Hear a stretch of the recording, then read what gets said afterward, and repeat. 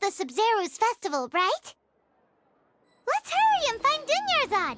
Paimon thinks she must be around the Grand Bazaar, since she showed us around there last time.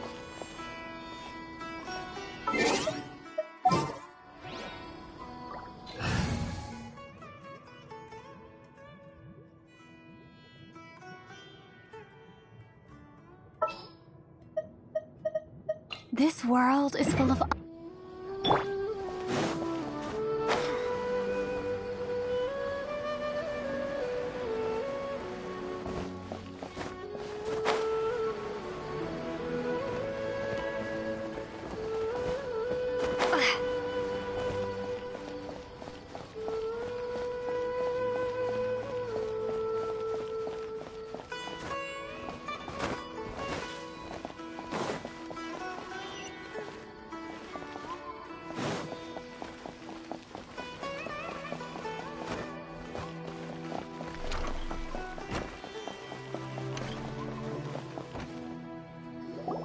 There she is! Dunyarzad, we're back! Just as promised, Traveler and Paimon. I'm so glad that you two came back to celebrate Lesser Lord Kusanali's birthday. Indeed. The festival's tomorrow. We've been preparing for so long that I can't help but feel a little nervous. There's no need to be nervous. Paimon's sure that Lesser Lord Kusanali will feel everyone's gratitude. Thanks, Paimon. I hope that everyone who comes to the festival will also have a good time. Speaking of which, did you manage to make your way to Port Ormos? Discover anything over there? Of course we went. A lot of things happened there.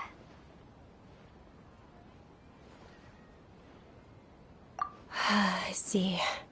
Sounds like you two had another exciting adventure. If there is another chance, I would love to join. My lady, if you went to Port Ormos in your current state, we'd both be in for a lifetime of trouble. Dia! You were eavesdropping! It's called covert protection. Keeping an ear out for what's going on around my employer is part of the job. It's all right, Dia. I merely said I would like to go. I know better than to think my body could handle it. The festival's tomorrow. I've been doing nothing but causing trouble for you. So Dia, please take some time to relax. I'll be fine. Even when you put it that way, it still doesn't feel right. Don't worry, my guardian knight. Okay, fine, but only tonight. Tomorrow's a big day, and many no-good scumbags are gonna try to take advantage of that. Oh, you two must be exhausted from your long journey back to the city. My apologies for not realizing this sooner. I've already prepared a room for you to rest. Please follow me. Whoa, you're so thoughtful. Paimon's so ready.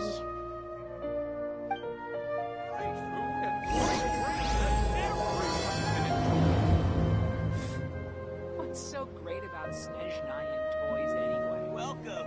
Get your spices here.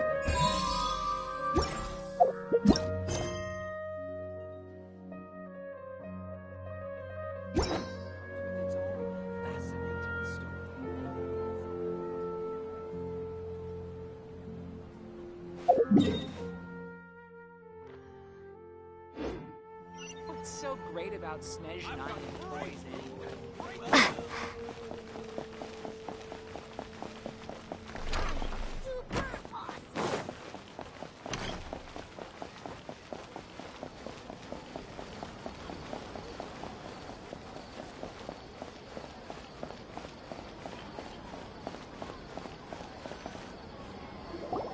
Here we are. It's also fairly close to where I've been staying. It looks really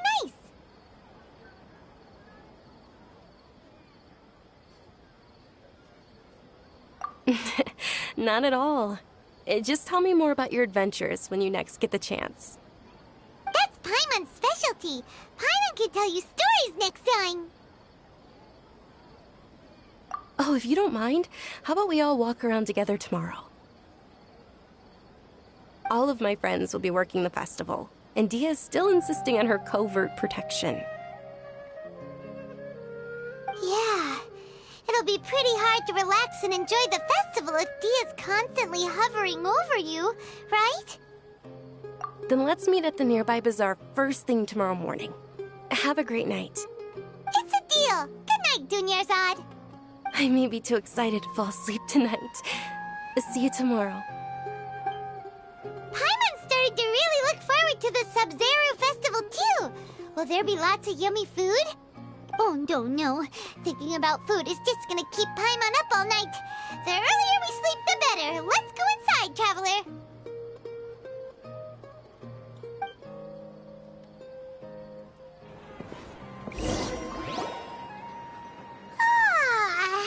Did we oversleep? We should go meet Dunyarzad right away.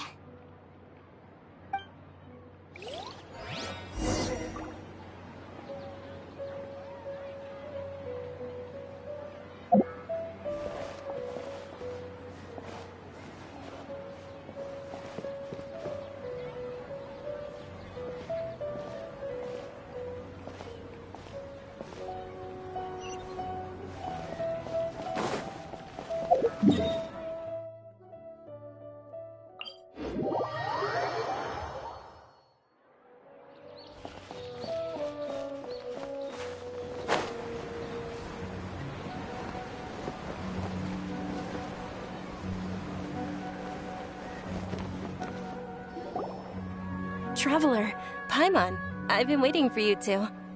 Good morning, Dunyarzad. We must have overslept a little bit. Not at all. I arrived early. Today is finally here. I must cherish every moment as if it were gold. You've worked so hard for this day. You gotta enjoy it to the fullest. You know it. It's just that, as expected, I had some trouble falling asleep last night. I'm hoping my body won't be too much of an issue today. Well, shall we? Let's start with the stalls over there. Many vendors came out of the blue to support the event, and they insisted on covering costs themselves. Let's go give them some business. They pay for everything out of pocket? Oh, sounds like they're not in this just for the Mora. They all said that contributing to a lively festival atmosphere is more important than money. Especially since we don't often get to celebrate Lesser Lord Kusanali's birthday. Ooh, they're selling food over that way! Let's go take a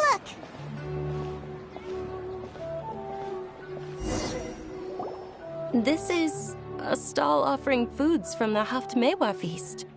Oh, you could tell straight away. I thought most people nowadays wouldn't know. Mushrooms, flowers, and all kind of fruit? It's all vegetarian stuff. Oh, Paimon's a little disappointed. So, what's the Haft Mewa feast you mentioned just now? It's another Sub-Zero's festival tradition. People used to set their tables with 7 different foods.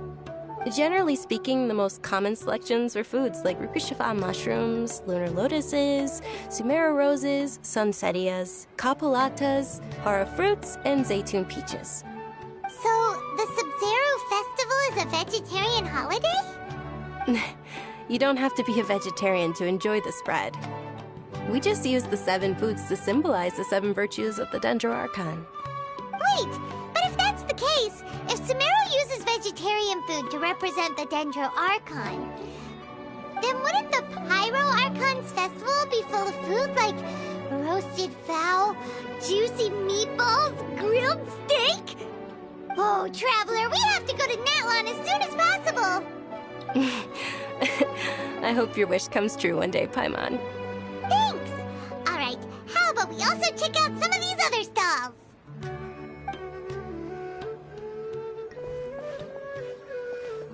Dear customers, would you like to try your hand at alchemical divination? What's alchemical divination? Those two things sound like they'd be fun to try together. Right? I thought the same when I first heard about it. It is said to be a mysterious craft invented by none other than Lesser Lord Kusanali herself. So, how does it work? It's quite simple.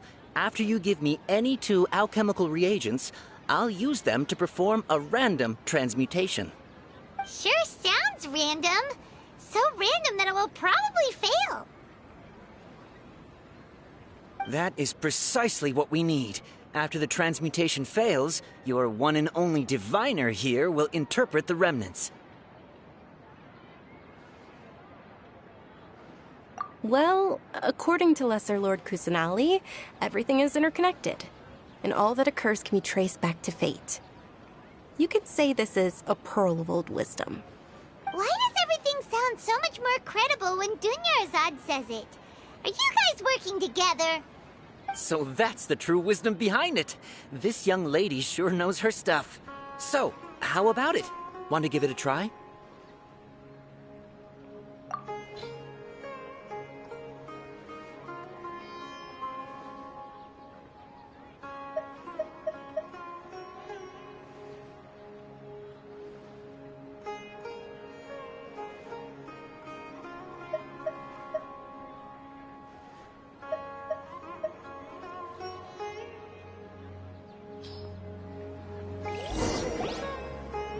Okay, one moment.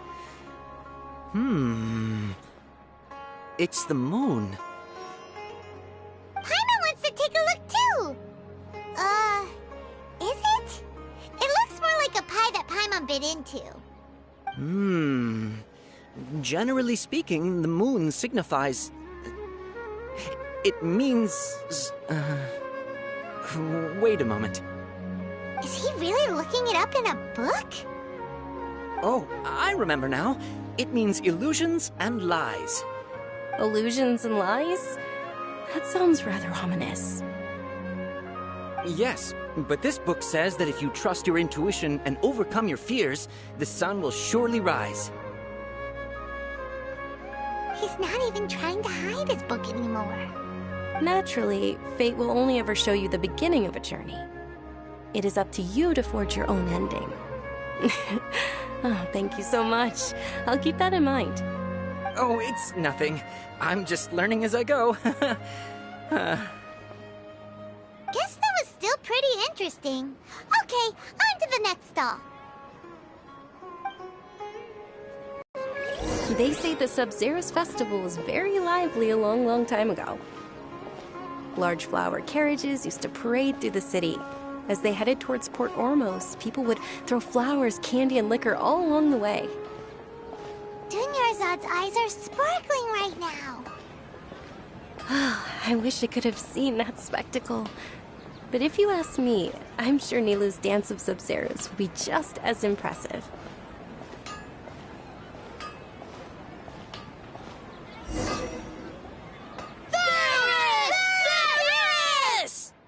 Attention! Soldiers, fall into formation if you want any Yalda candies.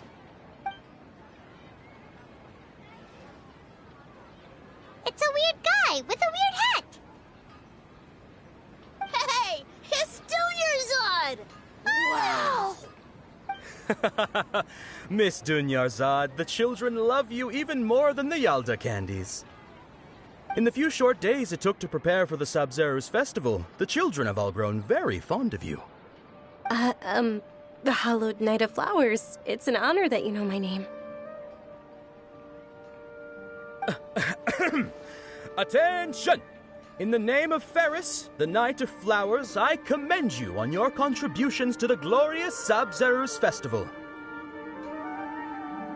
All right, little soldiers. Take your Yalda candies and don't forget your loyalty to Lesser Lord Kusanali. Dismissed! Yes, Knight Ferris! Just what is going on here? Ferris, the Knight of Flowers, is another Sub-Zero's festival icon, and one immensely popular with children. In the past, the actor portraying Ferris would also sit on a flower carriage. It's all thanks to Miss Dunyarzad's sponsorship that the children can make such wonderful memories today. As are we to you, Vihar. Oh, not at all. Speaking of tradition, do you want some Yalta candies? They're a festival staple, and I happen to have some boxes readied here. Take a look and pick whichever one you want. Whichever one? Don't these boxes all look the same?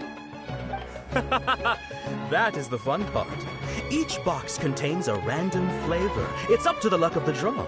Flavors include lavender melon, hara fruit, sunsetia. Ooh, those all sound pretty good. And there's also lizard tail and oni kabuto. Huh? What's up with those two flavors? Oni kabuto is a little spicier than lizard tail. Dunyarzad, you tried them before? Traveler, help Paimon pick one. Paimon wants the Sunsetia flavor. It's all right. Paimon believes in you. I also believe in your intuition. Great. These boxes of candy are numbered 1 to 5 from left to right. Which one do you want?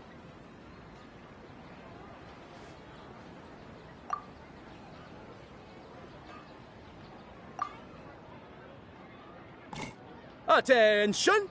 That's unfortunately lizard tail. Oh, Paimon thought you survived so many epic battles because you had incredible luck. But looks like Paimon was wrong. The Sunsetia flavored candy was in box number 4. How about this? The most important thing is that everyone has a good time at the festival. So please, take both boxes. Really? Thanks a lot, Knight of Candies. It's Night of Flowers, not Night of Candies. Paimon really wilted the carriageless Knight of Flowers. They all basically sound the same. We got our candy, so let's keep going. Oh, actually, I just remembered that I left something behind. Since you're here, can you come with me to get it? Dunyarzad, you probably forgot because you're so excited about the Sub-Zero's festival. How embarrassing.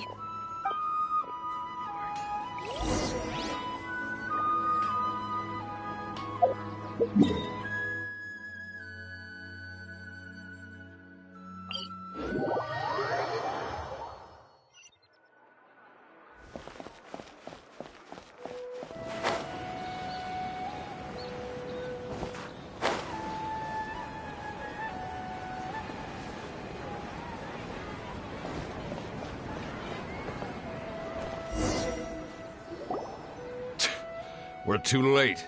Who knew the little lady was such an early riser? I know, right?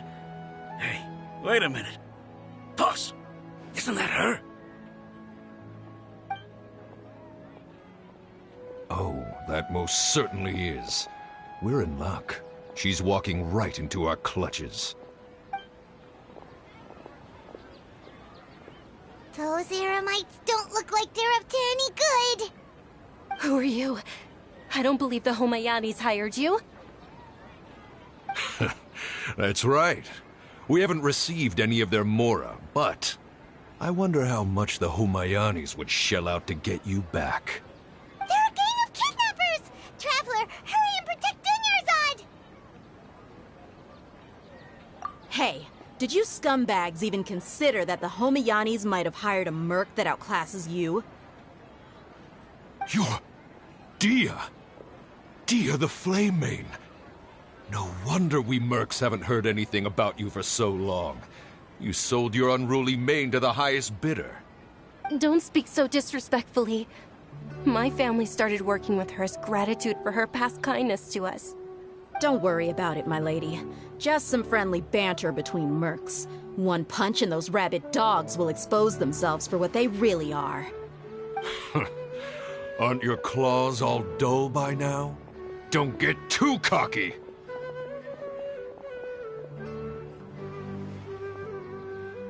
Traveler, take Miss Dunyarzad to a safe location. No, we're gonna stay and help. There's too many of them.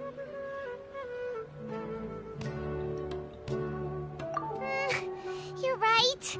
All right, fine. Please be careful, Dia. Don't waste your time worrying about me. This is my job. Look out for yourself.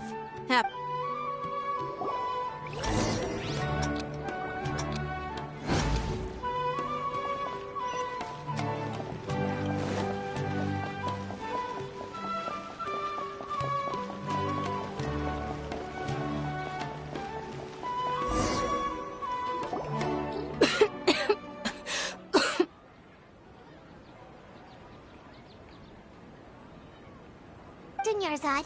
Are you okay? You look a little pale. Are you in shock? I'm fine. My body always reacts like this whenever I exert myself too much. You sure you're okay?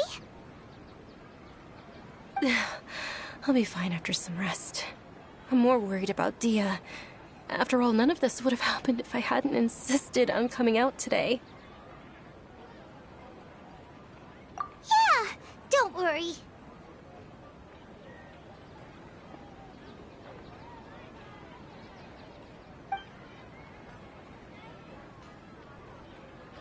My lady, Traveler, found ya. Dia! You took care of them so fast! Any more of them? Or rather, did anyone follow you? Dia, your arm! Oh, this? I'm fine. It's just a scratch. Normally, they wouldn't have been able to land a hit on me at all, but I'm still getting used to this new greatsword. Please, let me take a closer look. Come on, it's nothing. Us mercs aren't as fragile as you think. Hold on, you said something about a new greatsword. What happened to the one you were using before? About that. Well, I sold it, because I was low on Mora. Stuff like this happens every now and then. It can't be. The anonymous donation that was used for the venue's final round of preparations?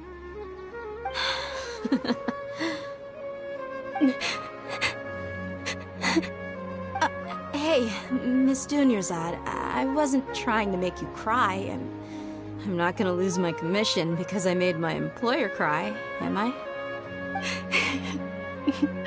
Okay, making your employer cry won't affect your commission, but selling your weapon without permission and getting hurt?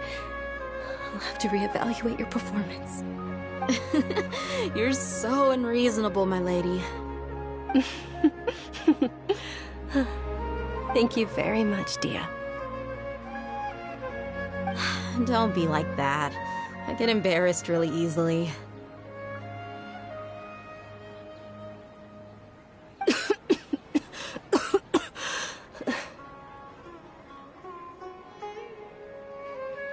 Are you feeling unwell again, Dunyarzad? My lady, your condition. Traveler, can you take her somewhere to rest? I'll look around the area to make sure we're safe from an ambush. Truly, I'm sorry for the trouble, everyone.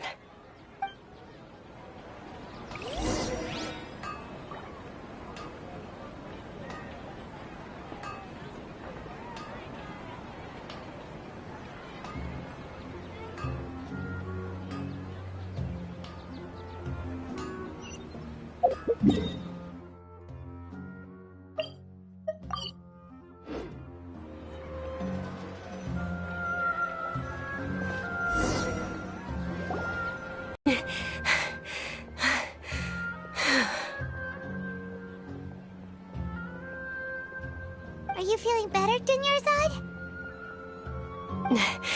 Yes, much better. Just give me a few moments and I'll be good to go.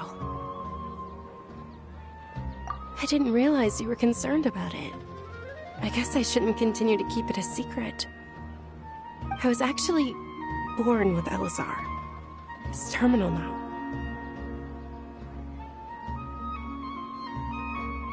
Can't believe it's Elazar! Oh, you've already heard of Elazar. In that case, you probably know about its severity. Sumeru's current medical advancements still haven't been able to find a cure. The disease's progression can only be delayed through environmental therapy. Dunyarzad. There's no need to be sad. I've always lived with Elazar and I came to terms with it a long time ago. Compared to the simple fact that I'm afflicted with this, its effects on my life have been much more painful. I know that my family loves me dearly. They've done all they can to provide the best environment for me so that I can live for that much longer. However, I know I will one day succumb to this. Did you know? Before I ran away from home this time, the world outside of my home didn't even know that I existed. Since I was a child, all I could do was sit on my bed and stare at everything outside of my window. I'm sure my family's worried and disappointed in me for running away, but I just didn't want to have any regrets. I wanted to meet other people. To me, there's nothing more beautiful than being able to meet and speak with others. Not to mention the incredible time spent preparing for the festival. The joy on everyone's faces here, and all the support I've received from friends like Dia. This way, when my final day does arrive, it will be less sorrowful. At the very least, many people will remember that I once existed in this world, right?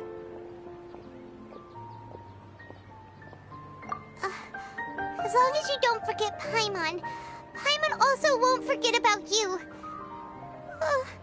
No, even if you forget Paimon, Paimon will still remember you. Thank you two so much. I apologize for the depressing conversation. This is out of character for me. To be honest, Lesser Lord Kusanali gave me the courage to do all of this. If it weren't for her encouragement, I wouldn't have taken that first step. Thanks. There will always be frustrations in life, but I know that the point of living is not to leave behind any regrets.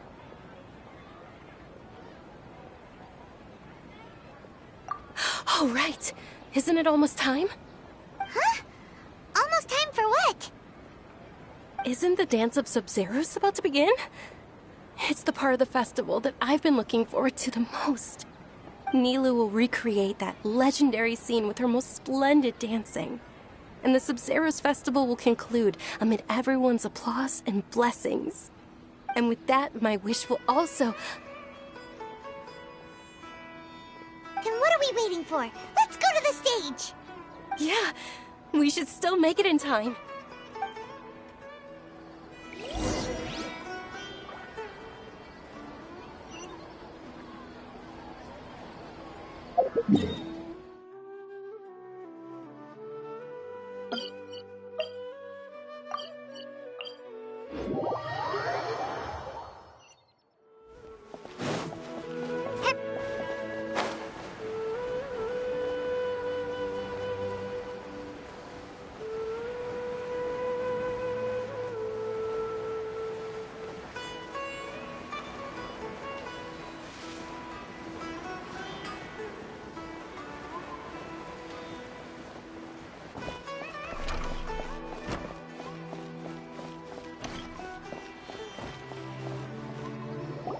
Were you not aware that the law prohibits this type of performance from taking place without prior permission? Over there! Someone's yelling at Nilu! I think I just saw the Academia's Grand Sage. Why is he here in person? But the Dance of Sub-Zeros is one of the key parts of the Sub-Zeros Festival. If we can't perform it... The Sub-Zeros Festival. The law also prohibits the private hosting of large-scale religious festivals. Only the Academia can host such an event. If you continue to resist, we will have to order an investigation into every single event organizer.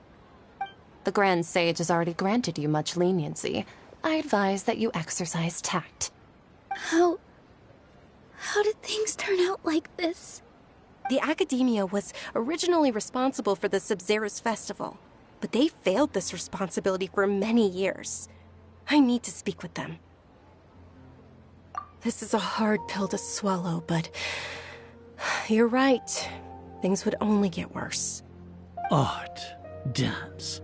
Aren't you ashamed of pursuing such frivolous and meaningless activities in this land of knowledge and reason? Our Archon created the utopia that is Sumeru City for all scholars who sought validity, verity, and truth, while people like you wish to defile it. No. I believe that our Archon never rejected the arts. Even the Goddess of Flowers dedicated a dance to her. With your lack of intellectual credentials, I do not believe you are qualified to debate with me. What you should be doing is finding workers to tear down this ridiculous eyesore.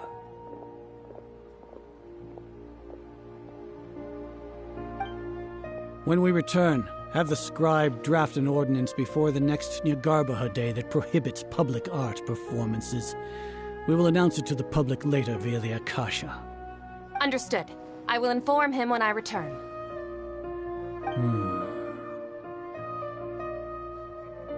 The Sub-Zeru's Festival. Go celebrate the birth of that god to your heart's content. Nilou, are you okay? Oh, Dunyarzad. You all saw that just now? The Grand Sage ordered us to stop the performance. Yeah. Let's go somewhere the Academia can't find us and perform there. But how do we let everyone know? And what about the atmosphere on the stage? Or we could get people to block them off so they can't interrupt the performance. No. They just threatened to investigate the organizers. If we were caught... Nilou, it's all right. Don't worry about it. But you've been looking forward to the Dance of Sub-Zero so much. And I know how important this festival is to you. I don't want you to have any regrets. It's okay. Seeing you care this much about my feelings is more than enough. It would be too risky to continue the Sub-Zero's festival at this point. I don't want to get everyone in trouble. If you say so. But you can sneak out for the next Sub-Zero's festival, right? We'll make sure the next one is a smashing success. The next one. Yes. Okay. It's a promise. It will be a smashing success. I can't believe this is how things turned out. Those heartless geezers. It really is okay. There's nothing we can do about it. Still, I'd be lying if I said I had no regrets. I would have loved to see Nilou's dance.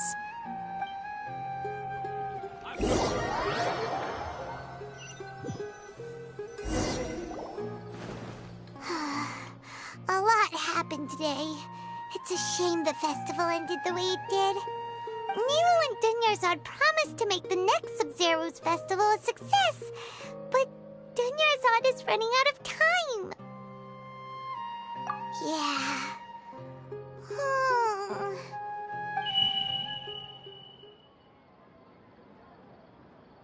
All connections have been secured to construct the most stable framework possible.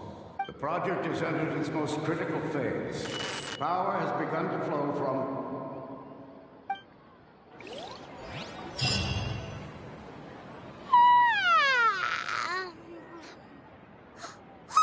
We're gonna be late! It's all because you wouldn't get out of bed!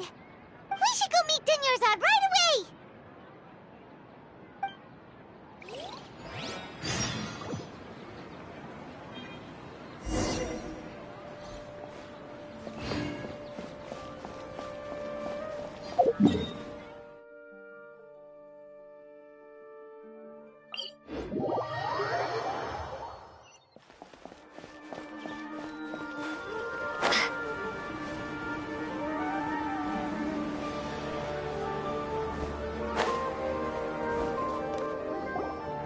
Good morning, Dunyarzad. Sorry we're late. Not at all. I arrived early. You seem kinda tired. Did you not get enough sleep? I'm doing well.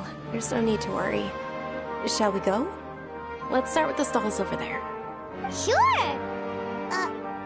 Traveler? Why are you just standing there? Let's get going!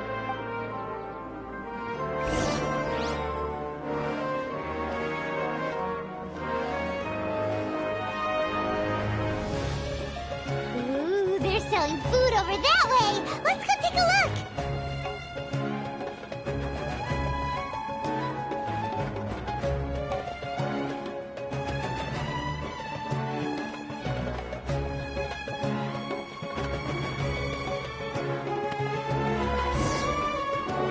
This is a stall offering foods from the Haftmewa feast. You are quite well informed, miss. I thought most people nowadays wouldn't know. They're all plants! Oh, Paimon's a little disappointed.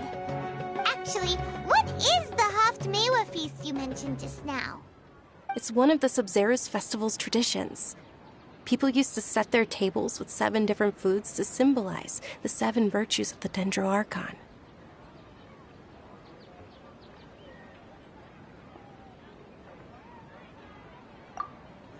Remnants appear to be in the form of the moon. Really? Paimon thought it looked like some kind of food. The moon signifies...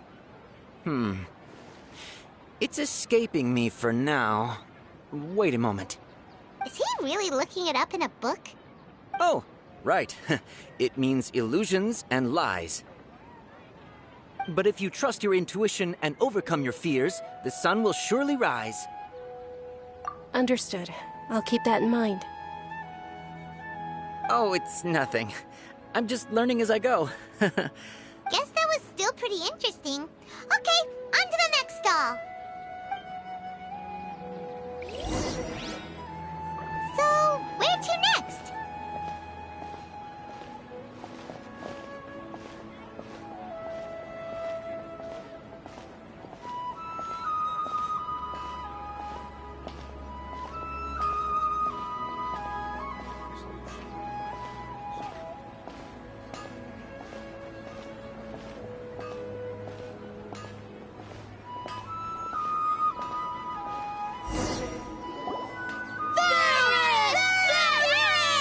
All right, soldiers. Now that you have your Yalda candies, don't forget your loyalty to Lesser Lord Kusanali. Dismissed! Yes, Knight Varus! What's going on? Is this a play? Ferris, the Knight of Flowers, is another Sub-Zerus Festival icon and one immensely popular with children. It's all thanks to Miss Dunyarzad's sponsorship that the children can meet the Knight of Flowers. Oh, do you want some Yalda candies? I happen to have some boxes readied here. Take a look and pick whichever one you want. What's to pick? Don't these boxes all look the same? It's not that simple. Each box contains a random flavor. It's up to the luck of the draw. Flavors include lavender melon, hara fruit, sunsetia. Ooh, how interesting. And there's also lizard tail and oni kabuto. Ugh, why do those flavors even exist? Traveler, help Paimon pick one. Paimon wants to eat the sunsetia flavor. Great! These boxes of candy are numbered 1 to 5 from left to right. Which one do you want?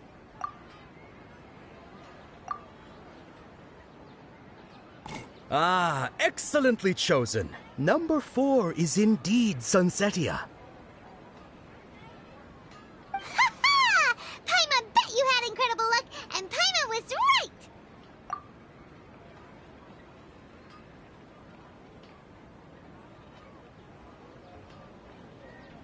Huh? How's that possible? It's obviously random. Maybe we didn't sleep very well last night. Or maybe we slept too much.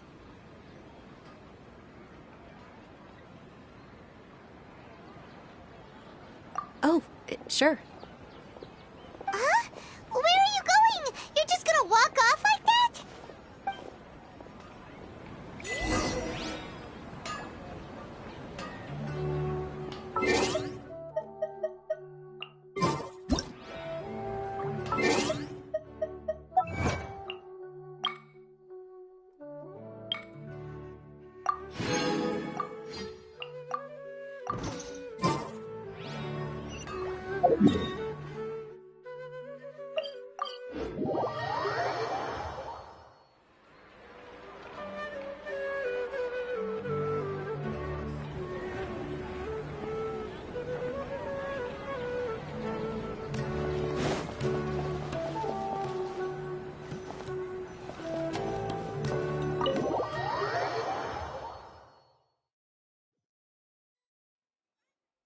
A feeling of deja vu? Oh, Paimon knows what that is. It's when you feel like you've already experienced whatever is going on. In that case, Paimon also felt something like that today. But that's just our brains playing tricks on us. isn't it? So, why'd you run here in such a hurry?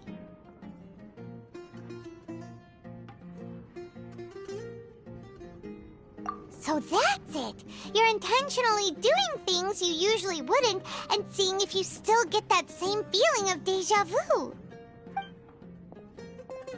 Welcome, you two. Are you here for lunch? What would you like to eat? Got it. You don't look like you're from these parts, but I gotta say, you've got good taste. I'll give this order to the kitchen. Coconut charcoal cake? Isn't it that burned thing that didn't look tasty at all? Oh, Paimon understands what you're trying to do now. You'd never normally order something like this.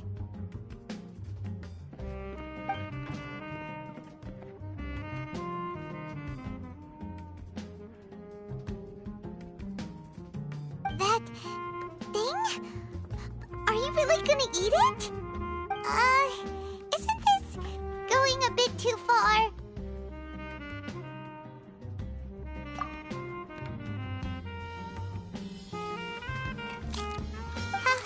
How was it? The look on your face is telling Paimon that it tasted awful. Then, you mean... That's impossible! We were just talking about how gross it looked! So, would this be a case of taste bud déjà vu?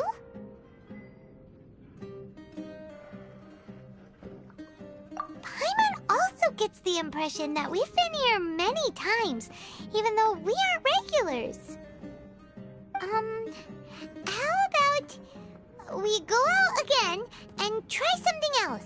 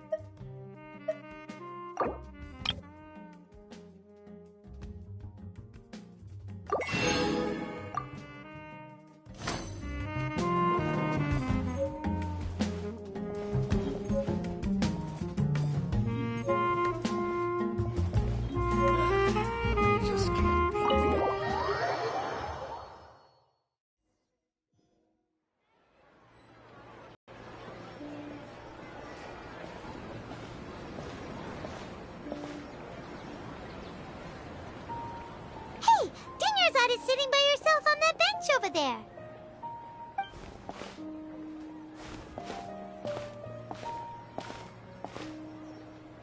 What a coincidence, Dunyarzad. We meet again. Why are you sitting here all by yourself? Oh, I ran into some kidnappers just now, but thankfully Dia came to my rescue. I started to feel unwell after that, so I sat down here. Kidnappers? Oh my goodness, are you hurt? I'm okay. Dia's arm got scratched, but it isn't serious. Whew. That's a big relief. But, Dunyarzad, you seem a little down today. It's the Sub-Zero's festival, and you've been looking forward to it so much! Not at all. I've always been like this. Excessive physical exertion or strong emotions tend to aggravate my illness. Besides, no matter how amazing today may be, it is but a single day. After however many more days, my time will come to an end. Paimon doesn't quite follow you, and Paimon feels like something's really got you down right now.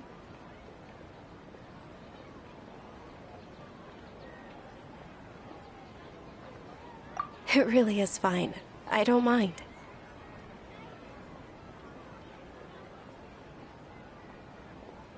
Huh? Did something happen? Dunyarzad, have you ever felt déjà deja vu? You know, like when you've already experienced something that's happening right now? Deja vu? No. But my days have been the same for years now. Even if I were feeling deja vu, I suppose I would already be used to it. Oh, Paimon sees. Then, is it only the two of us? It's almost time. Huh? Time for what? Nilou's Dance of Sub-Zerus is about to begin. Let's go.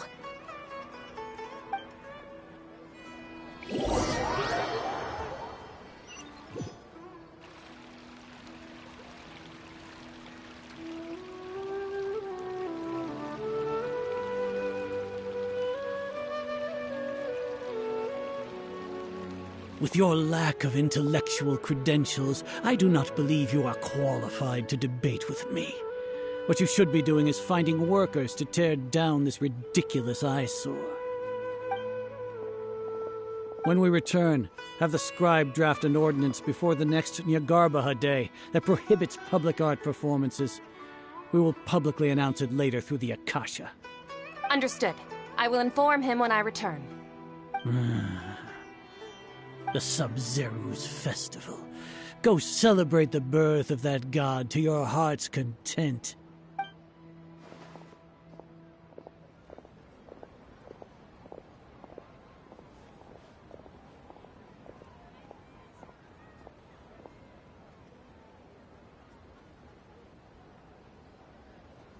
Nilou, are you okay? Oh, Dunyarzad.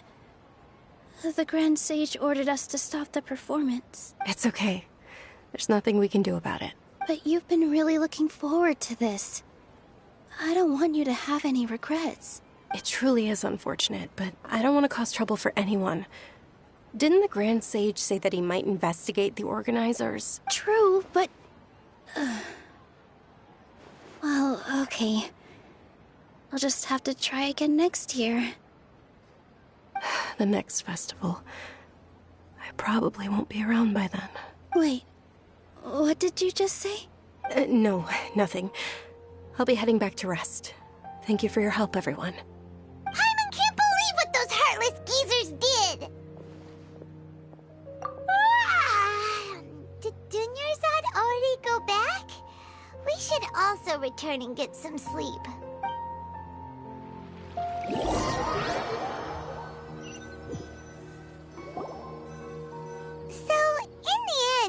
You still couldn't figure out what that deja vu feeling was all about? Maybe it really was because of exhaustion. Same here. That's why Paimon stopped thinking about it halfway through the day. Then, how about we settle in and get a good night's sleep? For now, we can chalk things up to exhaustion. We could do more thinking tomorrow.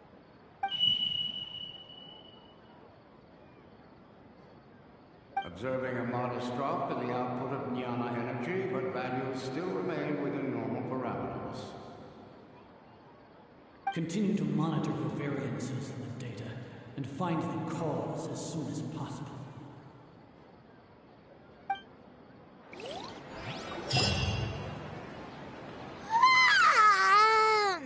Why does Paimon feel so tired after so much sleep? Anyway, we should go meet Dunyarzad right away.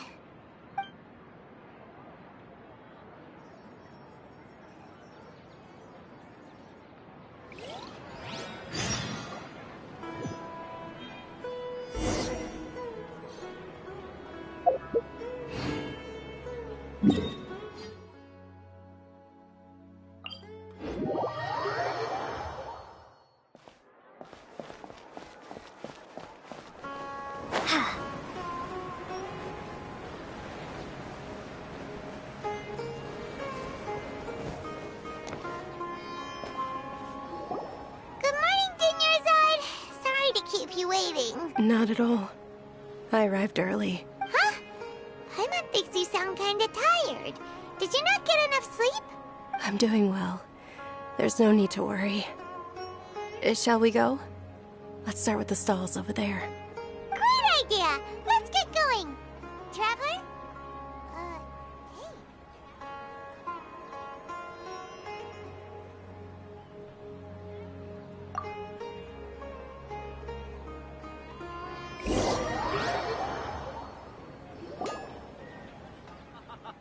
It's all thanks to Miss Dunyarzad's sponsorship that the children can enjoy the Sub-Zero's festival.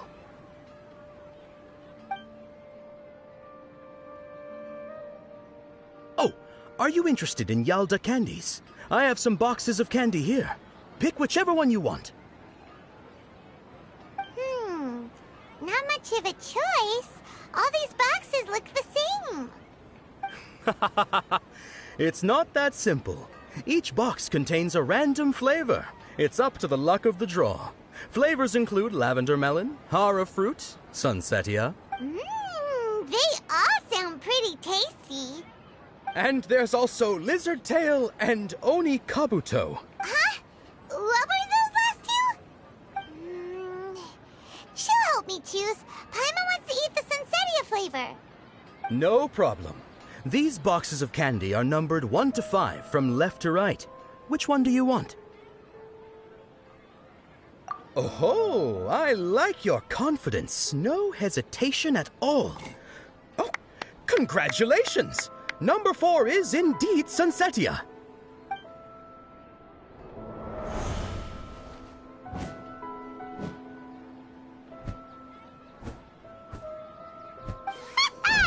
Paimon knew she always had incredible luck.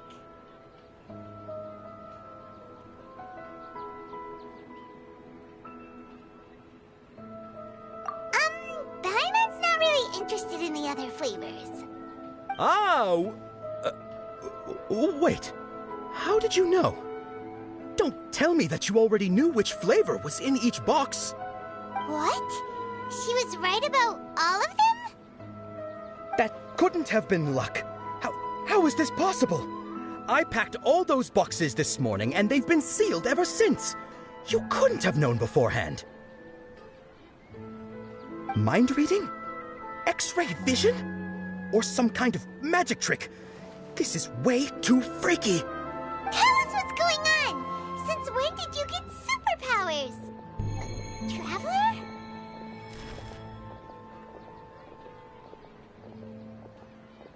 Hey, where are you going?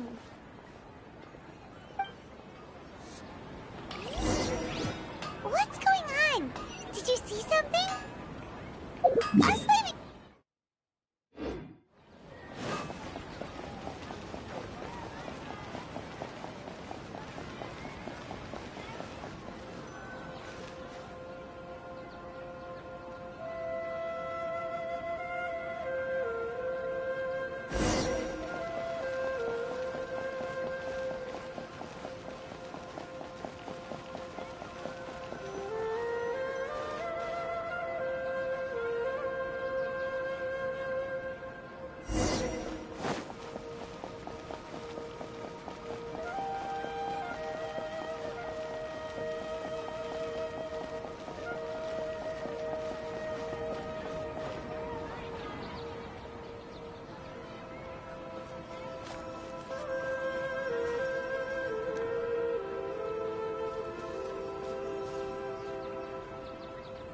What are you looking for?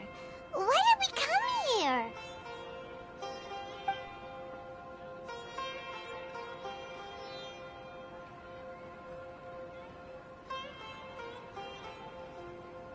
Traveler?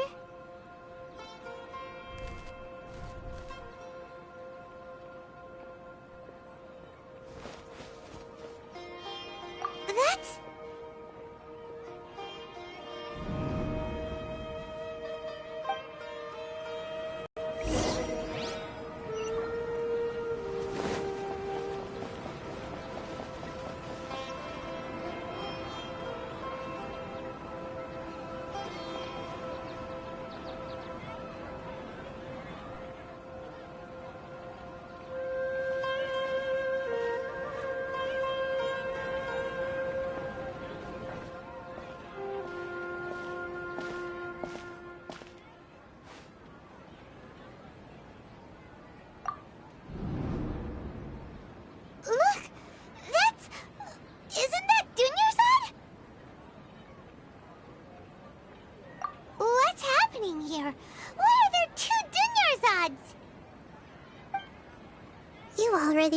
this isn't your first Sub-Zero's festival, don't you?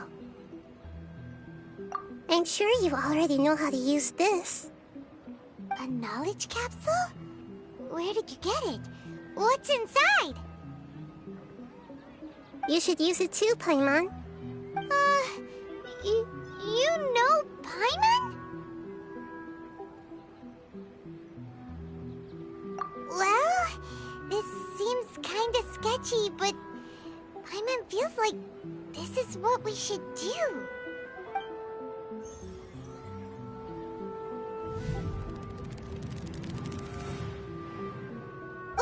What the?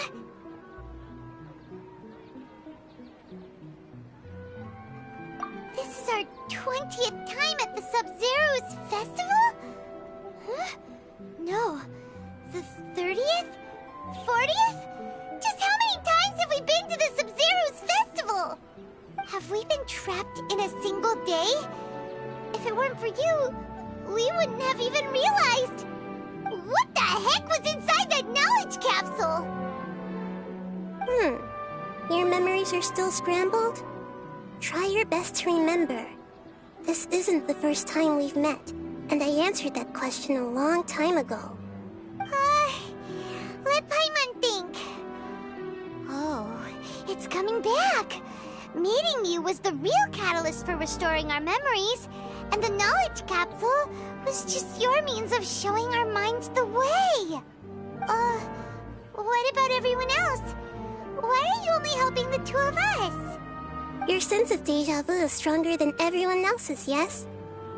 As for an explanation, you two received the blessing of Dendro, and you also have special, sensitive constitutions. It was as if a single sheet of paper was separating those memories from your consciousness.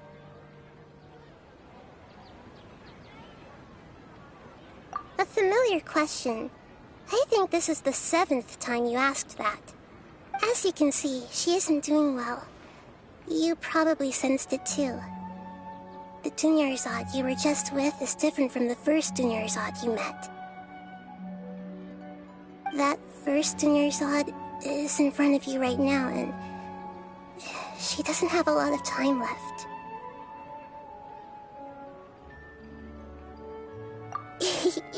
Looks like you're almost done sorting out your brain. Oh yeah, I'm Nahida.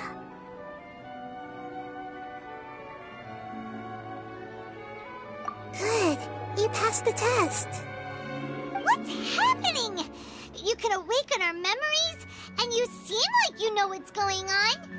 Oh, wait, please don't tell Paimon even you don't know. Everything in this world runs in a loop. This cycle is called a samsara. You, me, and everyone else are all stuck inside a one-day samsara. As for the truth, that's on you to find out. If you were told the truth instead of discovering it yourselves, it would literally blow your minds. I don't know how you'd be after that. I can only give you surface-level help, like bits of information and subtle hints. For the rest of the time, I'll be doing all I can to slow down Dunyarzad's illness. She looks like she isn't doing well at all. Her illness gets worse after each Sub-Zero's festival. If we can break out of the samsara, I might be able to save her. But as things are right now, she's just a small bird in the sky that's about to lose its last feathers. All I can do is raise a gale to delay her fall. You sure love to use weird analogies. Analogies are wonderful tools. They let you use existing knowledge to understand unfamiliar things.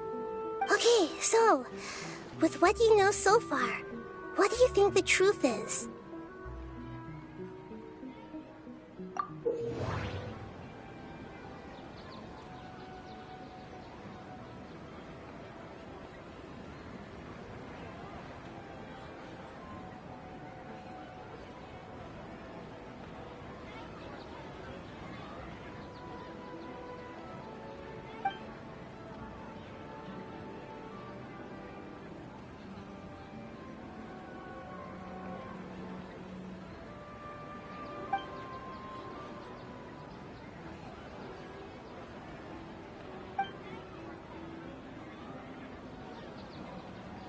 We've already experienced the Sub-Zeru's festival many times.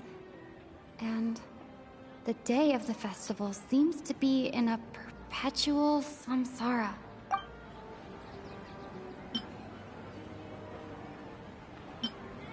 What's happening right now seems to have happened before. This feeling has been getting stronger and stronger.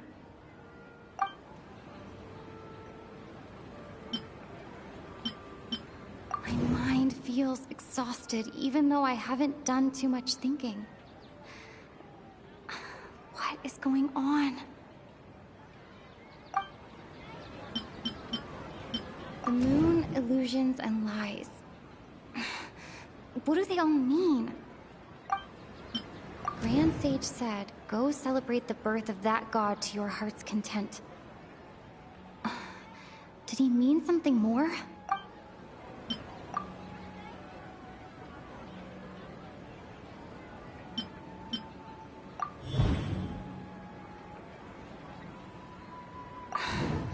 That should be it. The flow of time is endlessly cycling within one single day. Grand Sage said, we've already experienced... That doesn't sound right. I need to carefully think things through.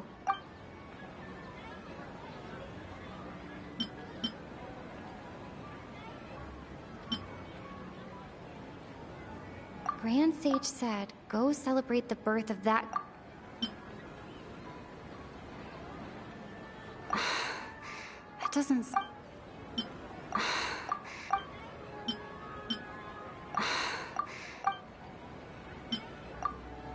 A time loop. You've given similarly wrong answers in the past. A pity. Still the wrong answer? Paimon thought that made a lot of sense. It feels like time's just repeating itself. A simple time loop can't explain some of the phenomena. You two are still missing a lot of information. Unfortunately, I can't give you any more hints.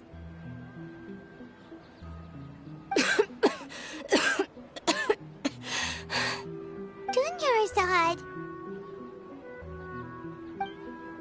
The Sub-Zeru's festival is happening every day, but that doesn't mean we can waste an infinite amount of them. Hurry and find the truth before today's festival ends.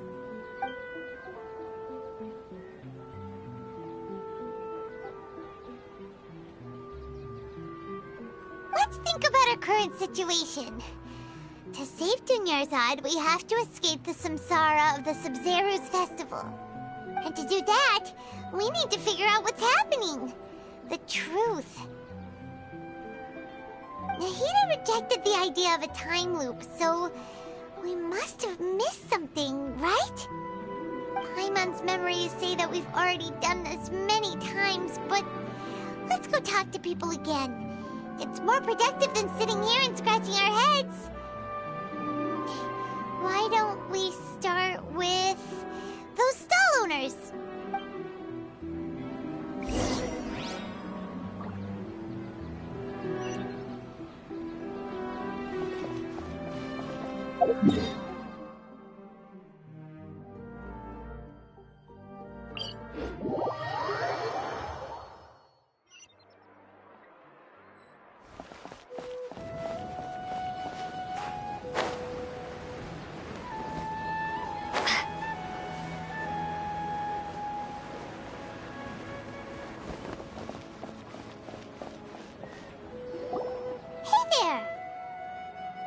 Hey, it's you guys again. Where's your cultured friend? She's feeling a little unwell. I see. Did you come back to buy something? I guarantee the freshness of my products. I harvested them from the forest just yesterday.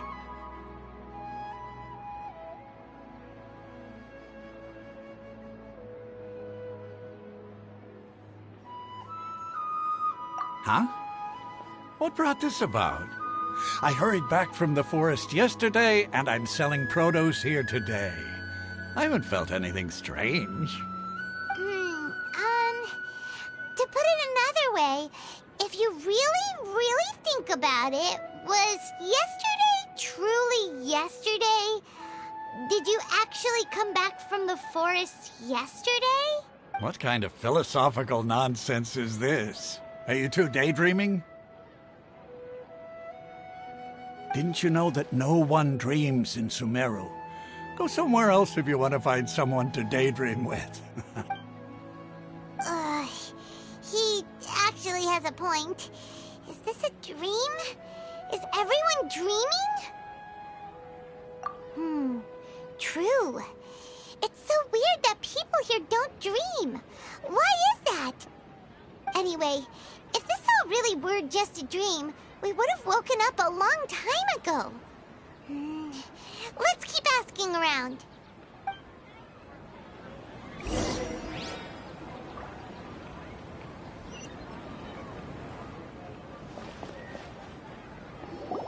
Oh, it's you two. Was my divination so accurate that you felt compelled to compliment me in person? Ooh, I knew it! I told you, the god's divination is highly accurate. You just hadn't fully understood its significance yet. You're really excited about this, huh? That's exactly why we came back. Help us better understand it. Help you better understand it? Well, that isn't exactly what I excel at. So, you're admitting that you don't have a clue? Anyway, what kind of situation did you get into? Huh? Hold on a second. I thought you guys just lost your wallet or fell for a scam. What you just said, are you serious? Does that kind of thing actually happen in real life? I knew you weren't going to believe it. Marvelous. Truly marvelous. I believe you. Recall the interpretation of your divination. The moon, illusions, and lies. It really felt like an omen. When you say it like that, the divination does sound like it's related to what's going on. Can you read any more into it? I believe that the Archon's revelations are never more than vague hints. Anything more specific is beyond the reach of mere mortals. The book only says, if you trust your instincts and overcome your fears, the sun will surely rise. So that's how it is. Looks like fortune-telling is just fortune-telling. It's no good for practical problems. We haven't made any progress. Who else can we talk to? Paimon remembers that we tried talking to her a couple of times, but she always thinks we're playing pranks on her. You think she'll brush us off again?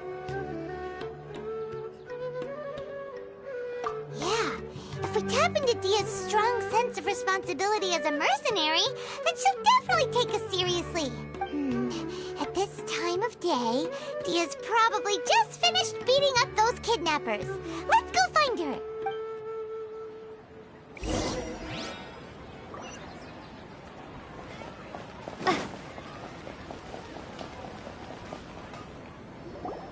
I'm fine, my lady. It's just a scratch.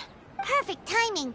Both of you are here. Paimon, Traveler, you came at just the right time. Listen, there was a dangerous Huh? You saw? Then why didn't you jump in earlier? If someone was protecting Miss Dunyarzad, I could have went all out. Anyway, can you do something for me? You want the Traveler to take Dunyarzad somewhere to rest up while you check to see if there's still any kidnappers around. Did Paimon get that right? How did you know what I was going to say? We need to say something convincing.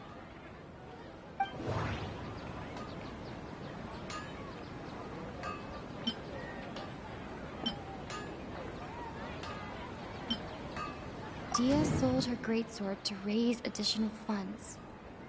And then she was injured because she wasn't used to her new weapon. My mind feels exhausted even though I haven't done too much thinking. What is going on? The moon, illusions, and lies. What do they all mean? people in Sumeru don't dream. What a strange phenomenon. Tell her, Traveler!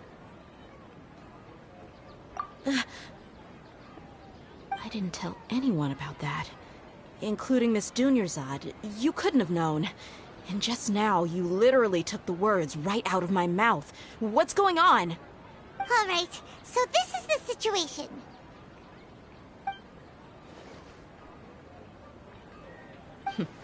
It's kinda hard to believe what you just told me. First, let me make something clear.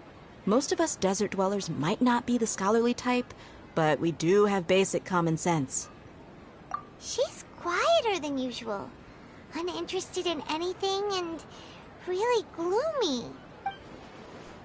Yeah, she isn't the same as before, but her parents said that this is how she was like at first. Huh? At first? I don't quite understand what you're all talking about. I'll go rest on the bench over there.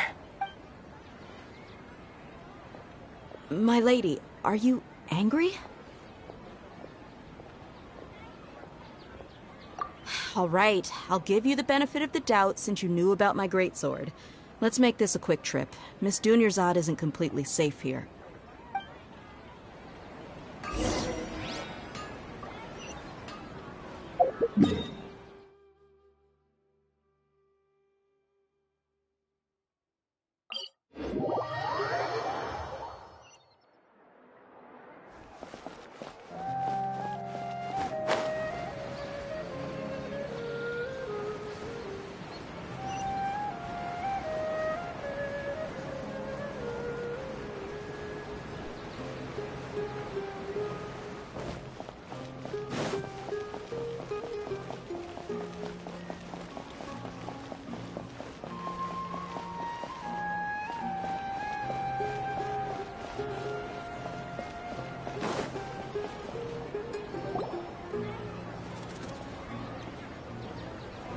Nahida! We brought a friend! Are you busy? I thought I told you that it won't help to bring anyone here. We just wanted her to see the real Dunyarzad's condition. The real Dunyarzad? Where and who are you talking to? Huh? I told you that you two are special. Other people can't see me or Miss Dunyarzad here.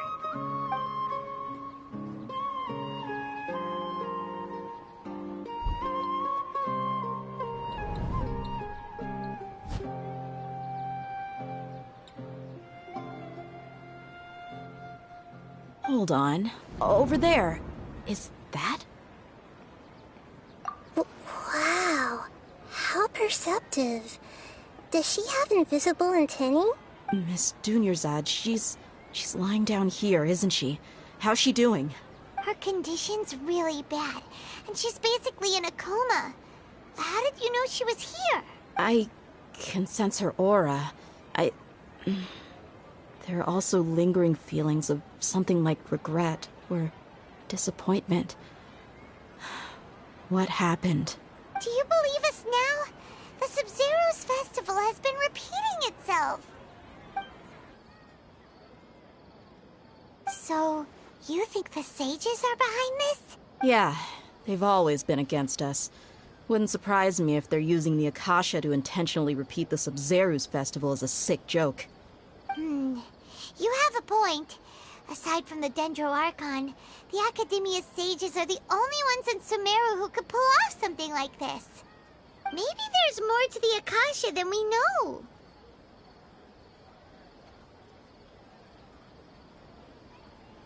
Right! Didn't you awaken our memories using something that looked like a knowledge capsule? That means you must know something about the Akasha! The Akasha relies on the power of a gnosis to operate, as it is the manifestation of the God of Wisdom's power. It compiles the wisdom of the entire populace, and it grants knowledge to the people. A gnosis could do that? No wonder the Akasha is so magical. It's being powered by the gnosis of Sumeru's Archon. So, this Nahida you mentioned, what did she say? She said, and Paimon quotes, "The Akasha relies on the power of a gnosis to operate, as it is the manifestation of the God of Wisdom's power. It compiles the wisdom of the entire populace and it grants knowledge to the people." Compiles the wisdom of the entire populace and grants knowledge to the people. Wait. I get the grants knowledge part. That's what people have always used the Akasha for. But compiling the entire populace's wisdom? How does that work? Did she mean that the sages enter new knowledge into the Akasha?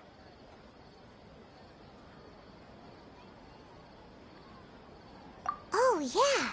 That sounds about right. What do you think?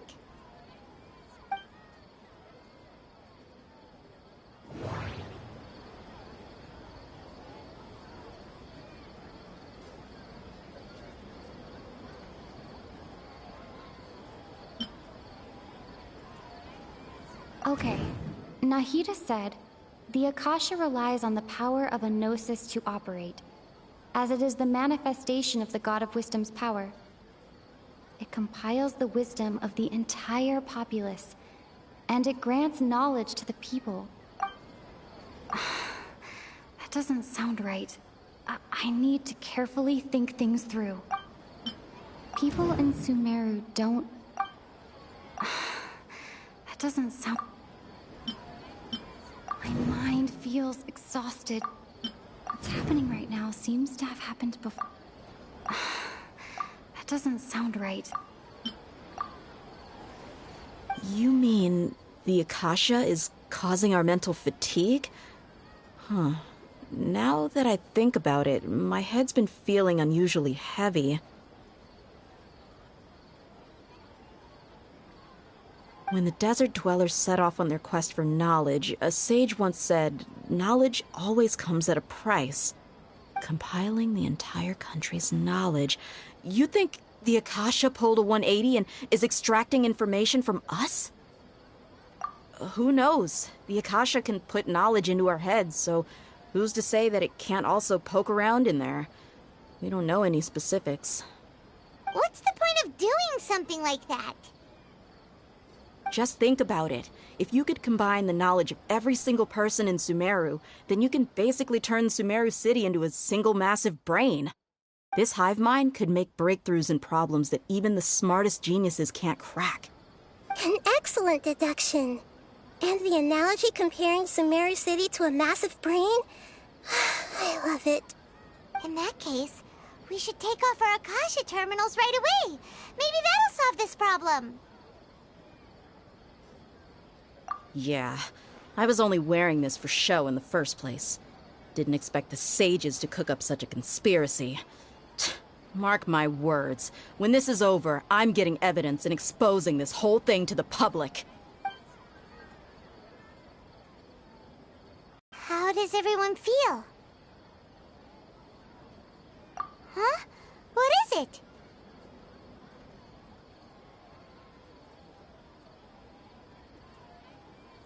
Oh, that! Paimon knows what you're talking about.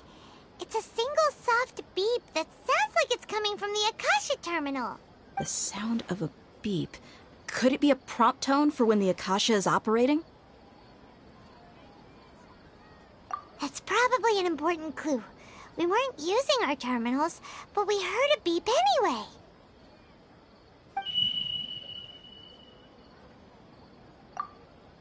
Traveler, did you hear that? I heard it too. Our ears aren't messing with us. There was definitely a beep, but it sounded like it was coming from inside my head. We took off our Akasha terminals.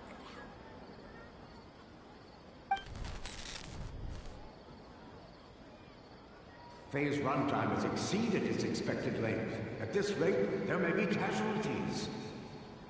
But we cannot lose all of our progress.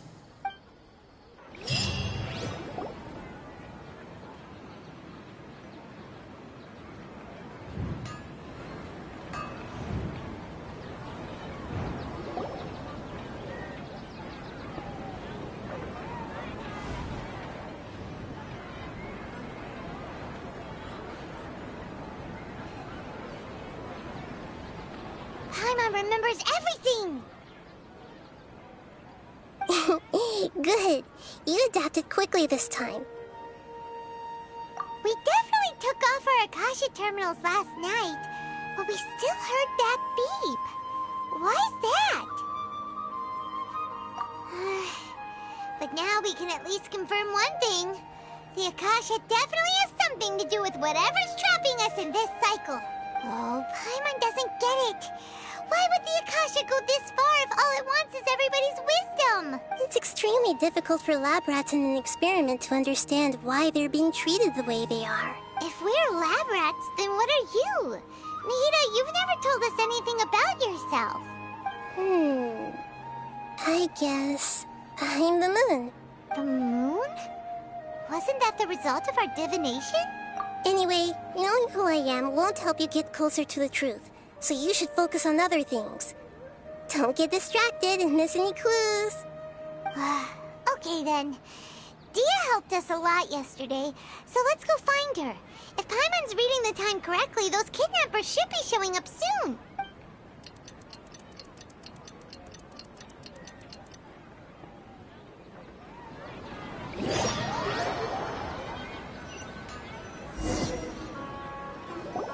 Ah, there you are. I've already taken care of those kidnappers. My lady, did you get hurt? Dia? What's wrong? Why are you both gawking at me like that? You didn't get hurt this time. Huh? What do you mean this time? Why are you so surprised that I managed to get out unscathed? Those kids were amateurs. Shh! How did you know about my greatsword? I haven't told anyone about it. Please, don't tell Miss Dunyarzad. So Dia's lost her memories after all. Anything strange? You already know that I got a new greatsword. If I had to say something, it's weird how such a new weapon could feel so familiar. It's as if I've already used it to fight a countless number of battles. You're saying that, although you don't remember using it, your body feels like it does? That's right. Both mercenaries and warriors heavily rely on muscle memory. Only knowing the theory of battle won't get you anywhere. Traveler, what do you think?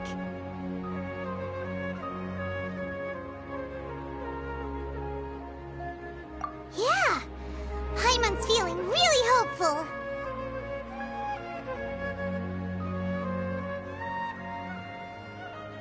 Oh, you're right! Earlier in the Samsara, something like this would have never happened.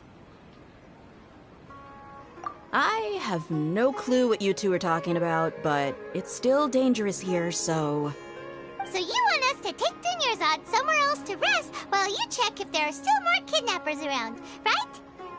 How did you know what I was gonna say? Can you read minds? Forget it. Go and do your thing.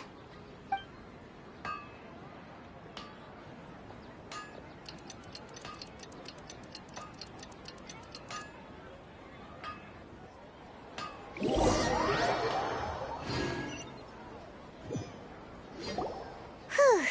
It's finally nighttime. Aside from Dia not getting injured, everything seems to have stayed the same.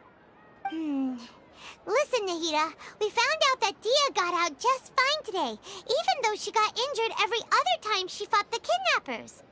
Do you think the Samsara has been broken? Have we saved Dunyarzad? Really? Good job on all that progress. Get some good sleep tonight. Hey, what kind of an answer is that? Tomorrow will come. Everyone assumes this is common knowledge, but the only way you can know that for sure is if you experience tomorrow. How many todays has it been? Is it possible that today will be followed by yesterday? Does tomorrow truly exist as anything beyond a made-up concept? It's even possible that this entire world is a lie, and the history of the whole world has just been one endless Sub-Zero's festival. Okay, no more! Paimon's brain is already shut down. That's why he makes no sense to waste your energy thinking about things you will learn tomorrow. Get some good rest. You know, use the bathroom and flush your anxiety dookie away. Huh? Hold on, what did you just say? Did Paimon hear you correctly? Huh? People always say they feel a sense of relief after they take a duk-duk. That's why I suggested you could try that. Is that so strange? It's so strange and so against common sense that Paimon's at a loss for words. You were sounding kind of smart just a minute ago. Yeah, even though it's happy and lively at the Sub-Zero's festival every day, it feels like it's been a long time since we've really gotten to relax. Let's go back to our room.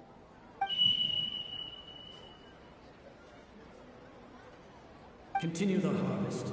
Compared to what we stand to achieve, these sacrifices are trivial.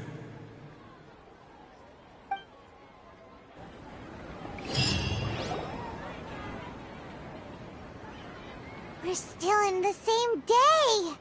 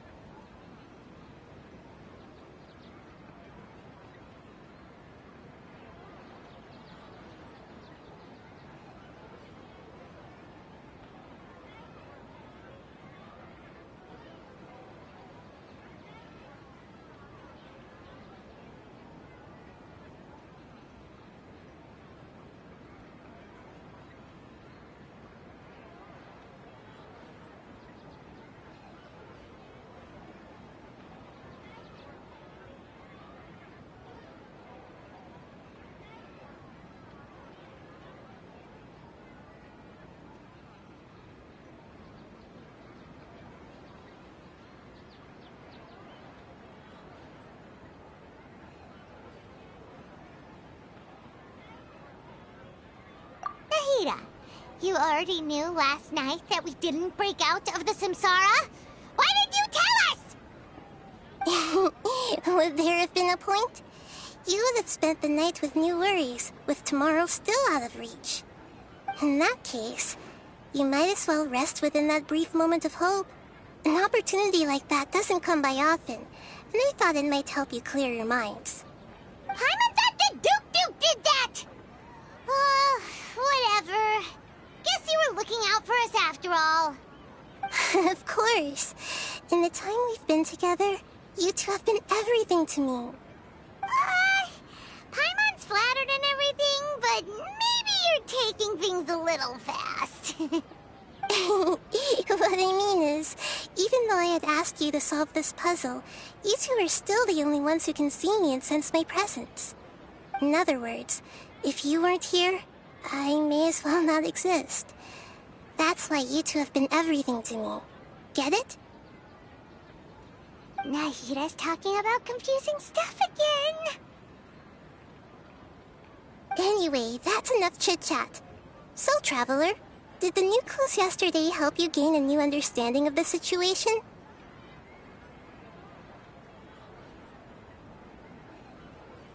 Huh? Why are you scrapping your previous theory?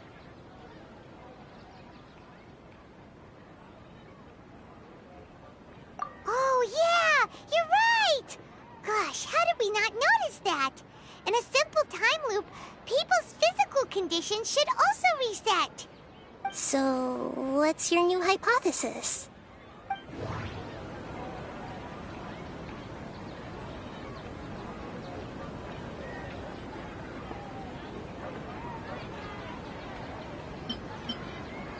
Mercenaries rely heavily on muscle memory. And...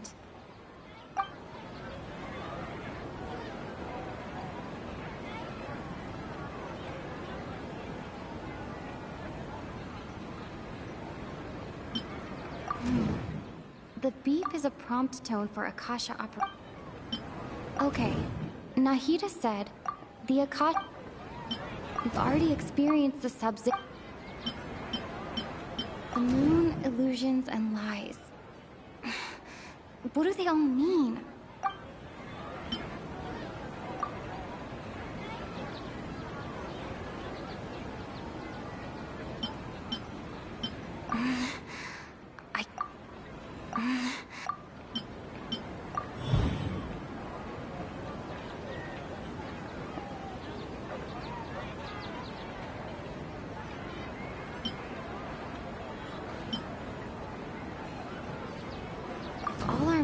Of a day are erased at the end of that day, then we would unwittingly relive that same day again and again. Okay, Nahida said, we've already experienced the sub...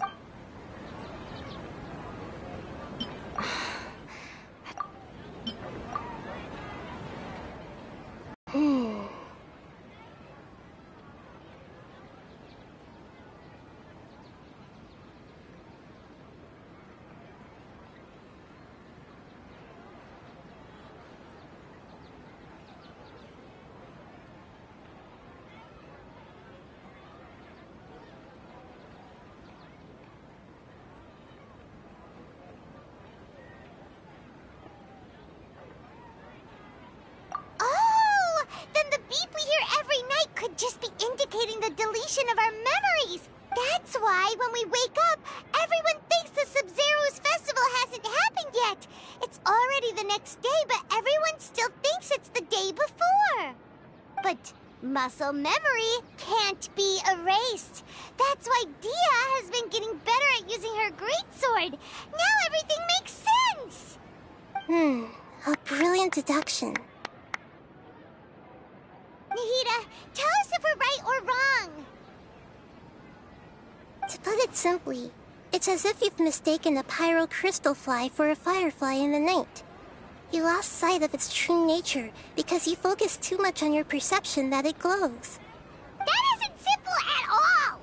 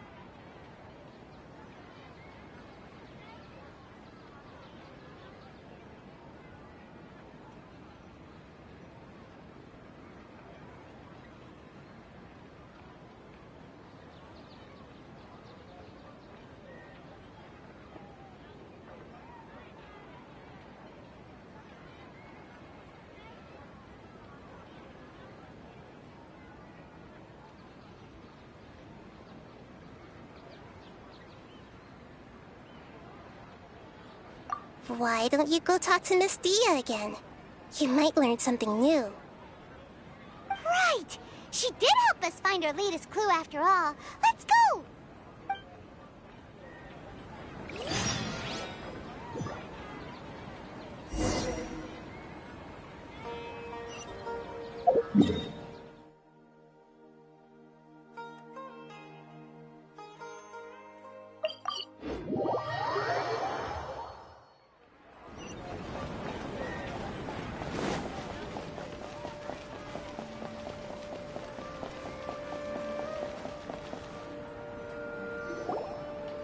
There you are.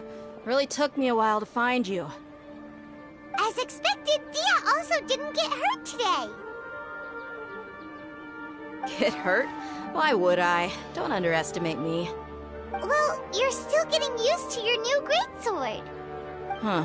Truth be told, I also think it's pretty strange. It just suddenly felt so familiar in my hands and... Wait a second! How did you know I got a new greatsword to begin with? I didn't tell anyone about it. Traveler, could you explain the situation to her today? Paimon's gotten a little sick of doing it. Oh, that works!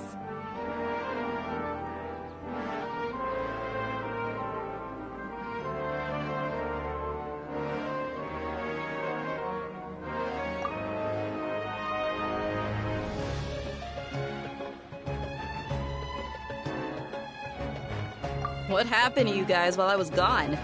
Did you get brainwashed by some cult? Don't think too hard about it. Just take what we're saying at face value. Alright then, let me get this straight.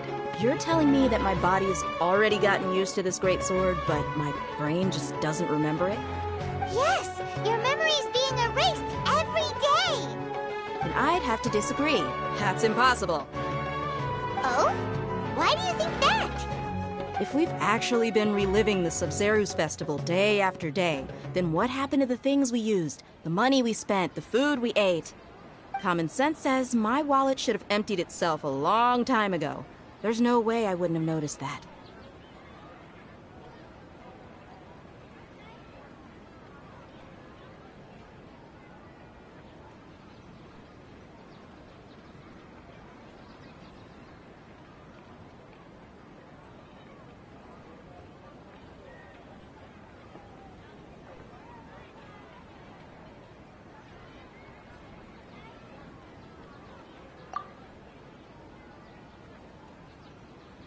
Right!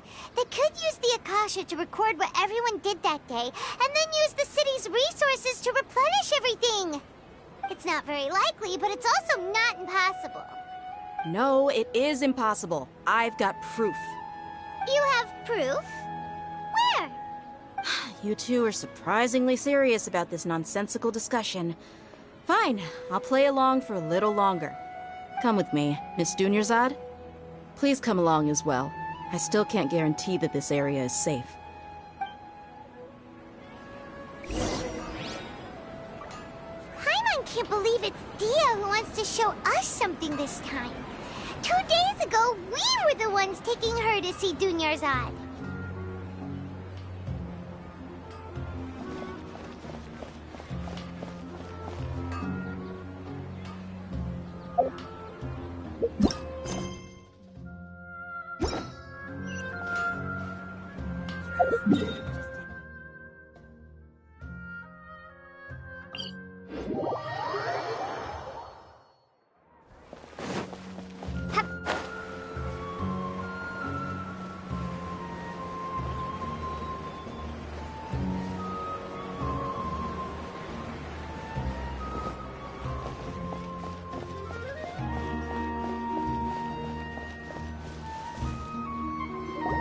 This is it. Huh? This is a wooden training dummy. What about it? See those marks on the dummy? Those are the result of several days' worth of practice. Let's say the sages didn't replace it every day. Shouldn't it be hacked to pieces by now? That's true, but what if they did? Then the sages would have had to reproduce every mark I left during previous training sessions. I'm a professional fighter. My martial school has always emphasized the importance of refined control. The force, angle, and entry point of each strike is calculated and deliberate. That's why I remember every mark on the dummy, as well as my state of mind as I made each strike. It's just as they say, each swordsman has their own unique style, and even the same swordsman can't make the same cut twice. It would be impossible to copy these marks. Is it really impossible? What if they used some fancy machine to carve every single mark? People often say that a camera's photo can never replace an artist's painting because the former has no spirit to it. The same thing applies here. At a mere glance, I can differentiate carved marks from the results of combat training.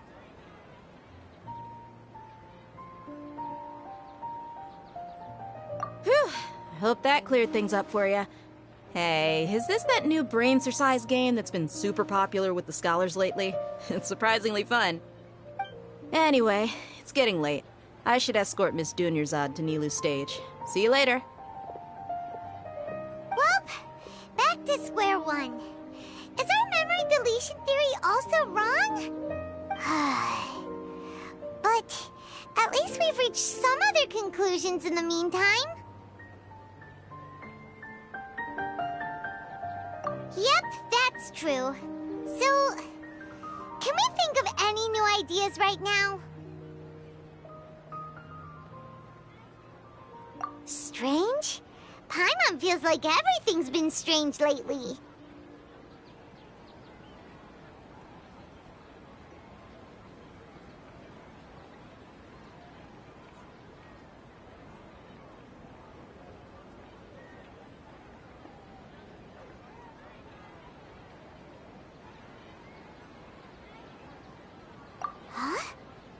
Leaving the city? You're right! It's really strange how we never thought of such a simple solution! Many things should become clear if we can confirm the flow of time outside of the city. Paimon can't believe it! Did we miss this because we're tunnel visioning too hard on our other theories? Or because we're just too tired? How about we go back and ask Nahida? Maybe we've forgotten something about leaving the city.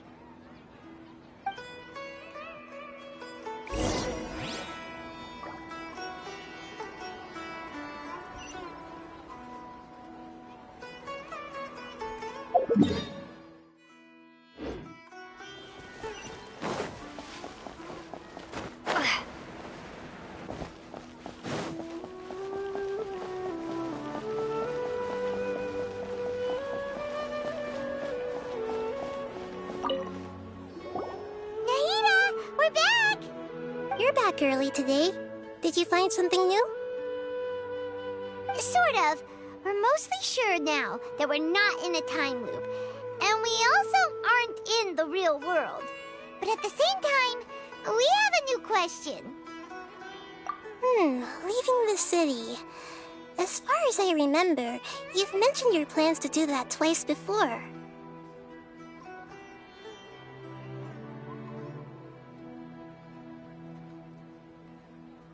We did? But we don't remember anything. What happened after we talked about those plans? What did we say when we got back? Let me think. I don't think you ever actually told me what the outcome was. Oh, it's probably more accurate to say that both times you never came back the whole night. But you two sometimes stay out the entire night anyway, so at the time, I didn't think too much about it. It is true that sometimes we lose track of time during our investigations. Before we know it, it'll already be the next day. But still, neither of us remember anything about leaving town. Really? That's kinda strange. In theory, I should have already awakened all your memories.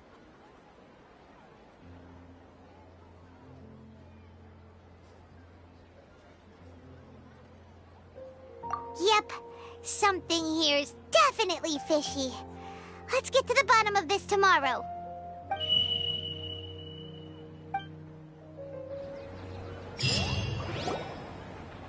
Our memories are back!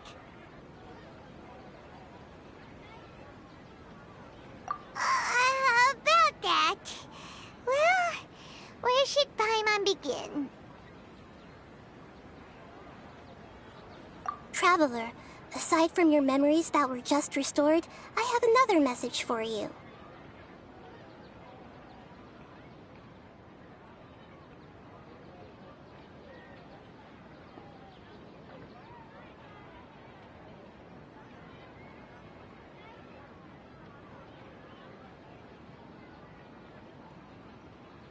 Listen to it and you'll understand. Can't go back. There are countless spaces here. Our Sub-Zero's festival in Sumeru City is just one of them. Traveler, you should be missing 2 days worth of memories. Paimon will fill you in. It's time to carry out our plan from yesterday. Okay, let's go!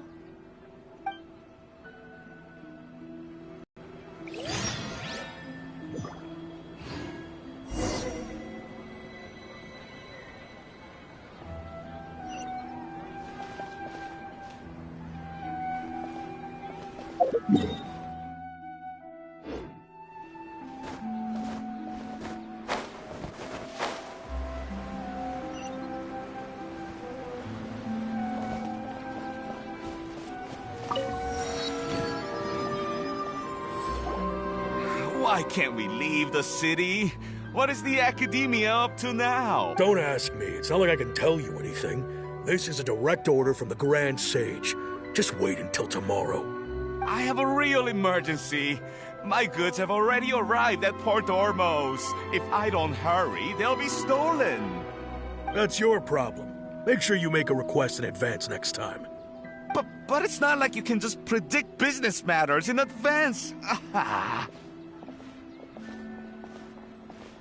It looks like the Academia already announced a lockdown for Sumeru City today.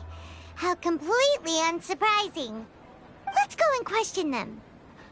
Hello, sir. Why can't we leave the city today? Here we go again. Don't ask me. I don't know either. We just received an order that no one is allowed to enter or exit Sumeru today. They didn't tell us anything else.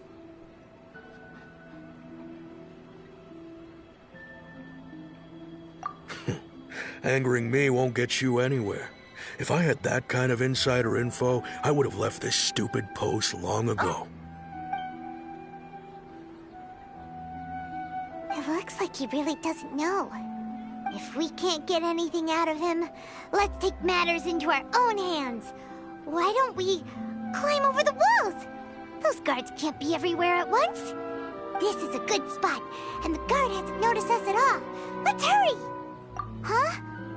Why? Are you going to leave Paimon behind? But what if things get really weird out there and you get into some trouble? Then Paimon won't be able to help you. Oh, Paimon knows that Paimon can't do much, but we've always been together, haven't we?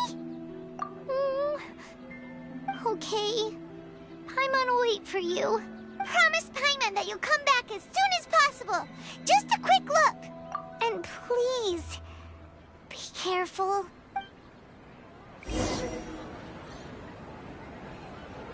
Memories!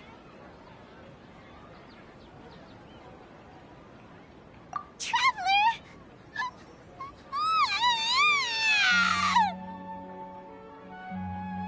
Paimon thought Paimon would never see you again. You just disappeared. Paimon waited for you for hours and hours at the city wall and you never came back. You promised Paimon that you were only taking a quick look. Paimon, calm down. She's here now. I don't think she understood what you were saying. Paimon doesn't care. Paimon wanted to go look for you, but you also said that Paimon should stay. Paimon was so worried and so scared the entire day.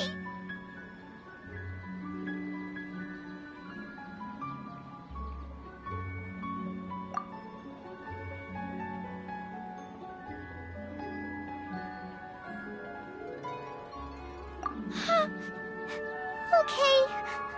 Paimon will forgive you. The most important thing is that you didn't actually disappear. Oh, Paimon was so scared that you had gone into another world.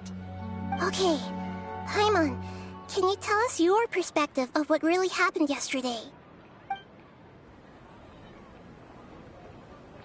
I see.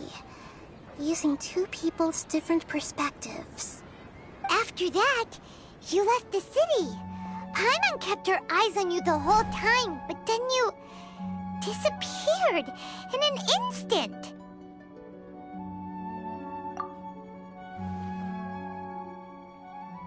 No way!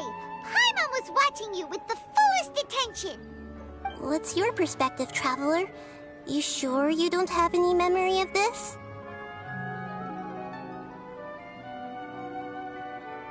I guess that explains everything.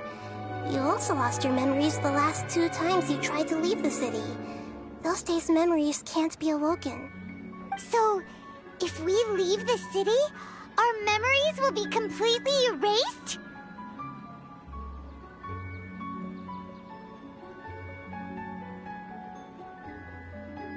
It really sounds like something big outside of the city is being hidden on purpose. But this way, we'll also never discover what's outside. Something like a message? But how can we send it back? Don't look at me like that. I'm not used to being stared at. Well... Okay. You want something that can pass on messages, right? Give me some time and take care of Dunyarzad for me. Yep! Now we're talking!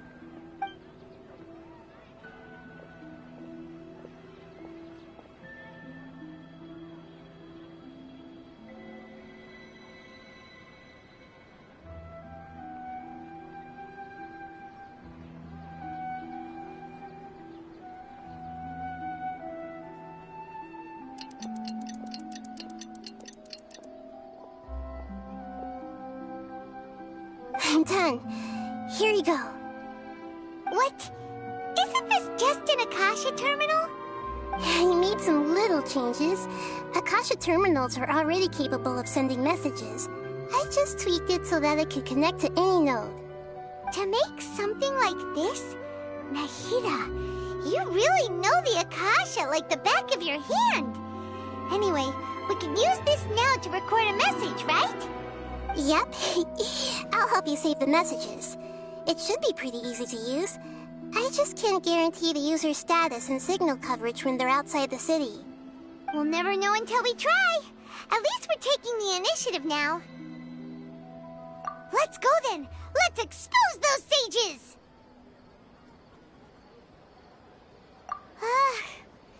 All right. Paimon isn't as worried about being separated since it happened once yesterday. But Paimon still isn't happy about it.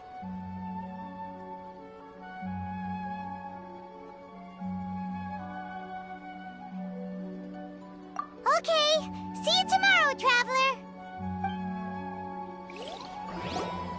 That covers everything that's happened so far.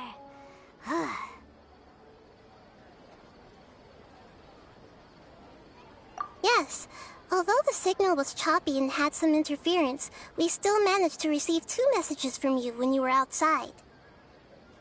Okay, now that you understand what's going on, let's hear the messages together.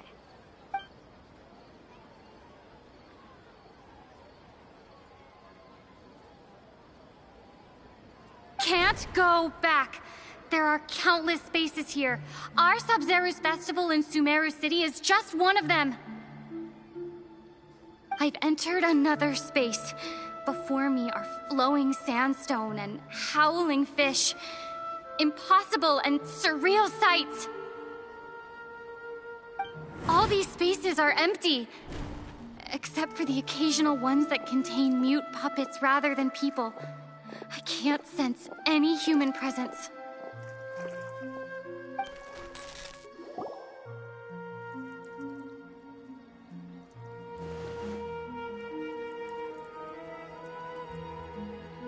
That's one heck of an info dump.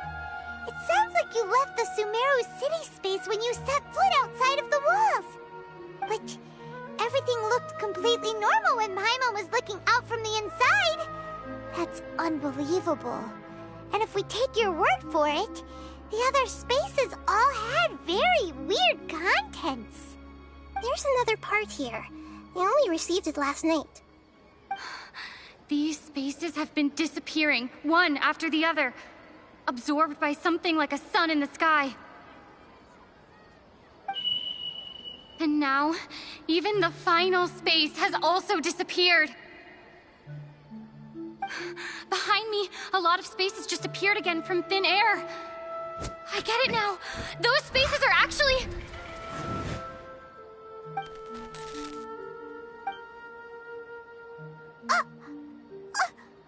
Why did the message end right there? What did the traveler want to say? What are those spaces? Probably because yesterday just happened to end at that moment. Oh, right. Paimon did hear a beep from the Akasha. Did it come from here or from the message? The message. It should have come from the Traveler's Akasha terminal.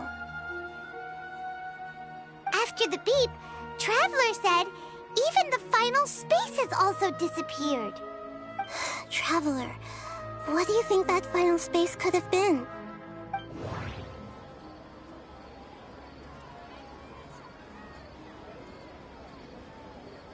All the bizarre spaces I saw outside the city had one thing in common.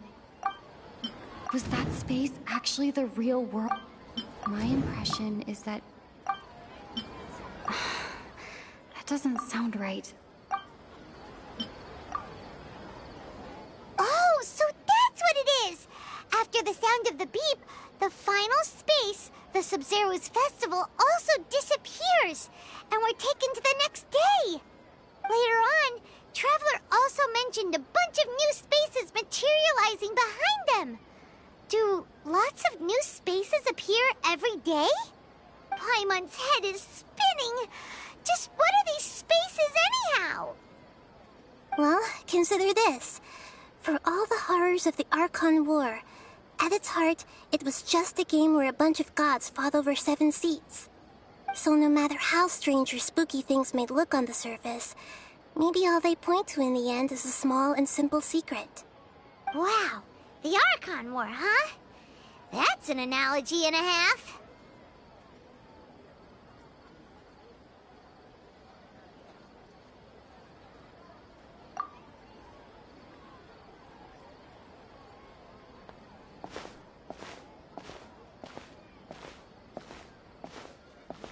Hey, where are you going?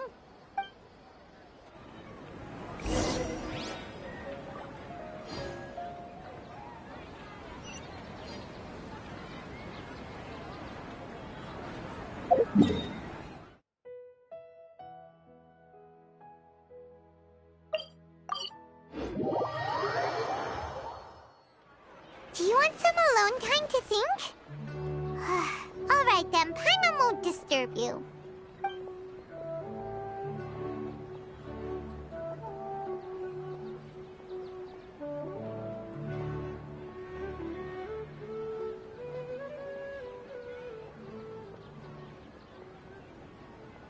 The dance of Sub-Zeros is about to begin. I'm going to go watch it. Okay. Why don't you go ahead, Dunyarzad? We still have some other stuff to do first. Okay then. See you later. Have you figured it out yet, Traveler? Time is ticking away. Awesome! What is it? Paimon wants to know. Oh, wait, no. Let's meet up with Nahida first. You can tell us both together. This time, we're gonna get to the truth.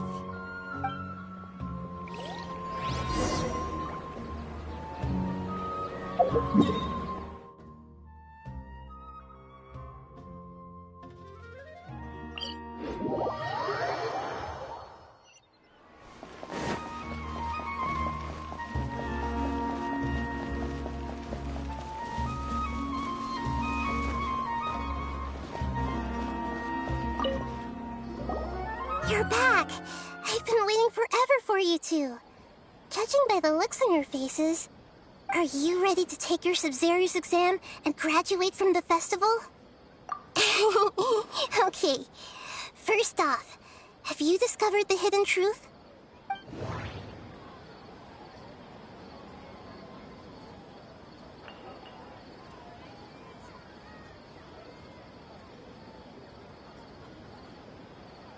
We've already experienced this.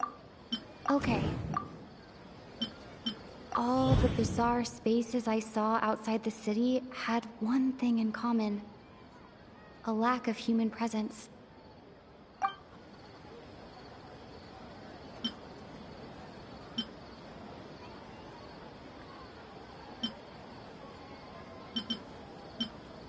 Those spaces remind me of dreams, like the one I had. The moon illusions. People in Sumeru don't.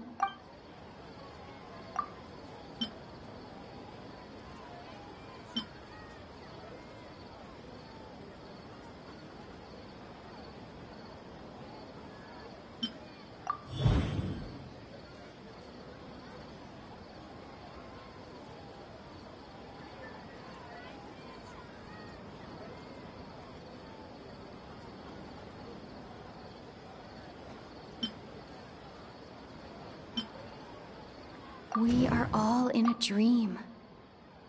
It is. People in Sumeru think they don't dream, but the truth is the Akasha steals their dreams without them knowing it. And those spaces with no human presence are stolen dreams without their host. That would explain why they sounded so weird when she was trying to describe them. Huh. So people in Sumeru do dream after all. In fact, we're all in one big dream together right now. Correct answer. Now, how did you conclude that the Akasha is capable of this?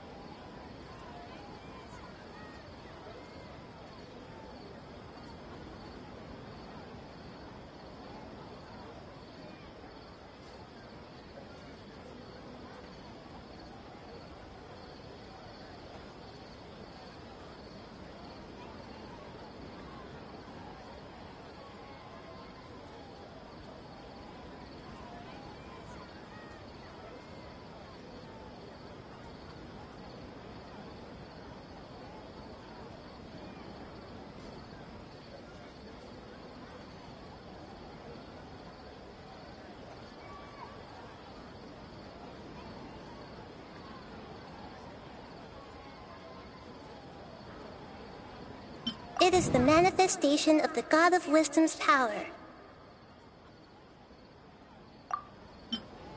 It compiles the wisdom, and it grants... The Akasha relies on the power... It is the manifest...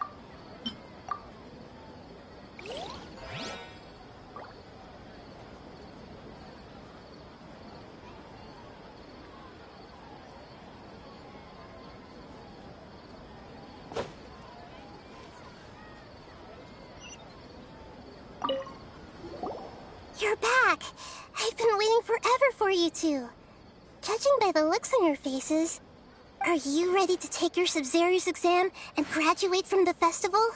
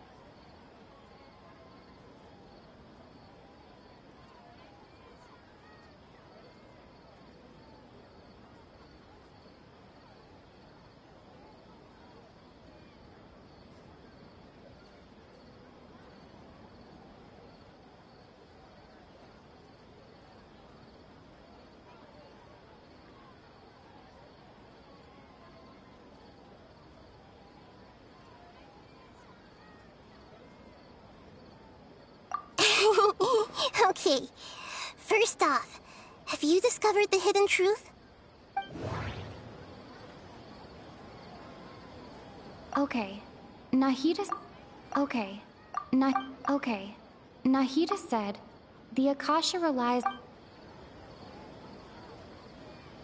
That doesn't... That doesn't... All the bizarre space... That doesn't... Those spaces remind me... That doesn't... We are all in... The moon illusions and... The moon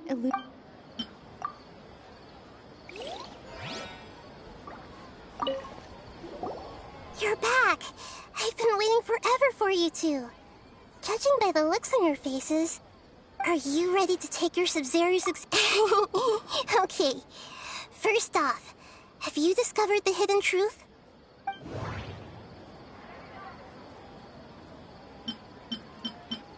The moon illusion... The moon illusion...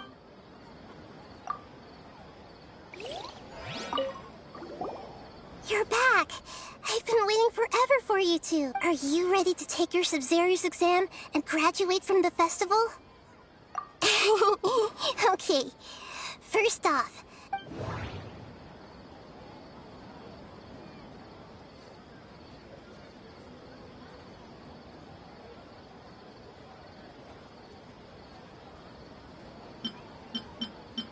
The moon illusion...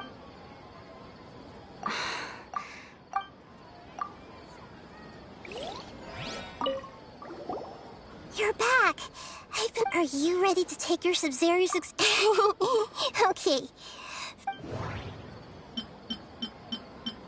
People in Sumer... That doesn't...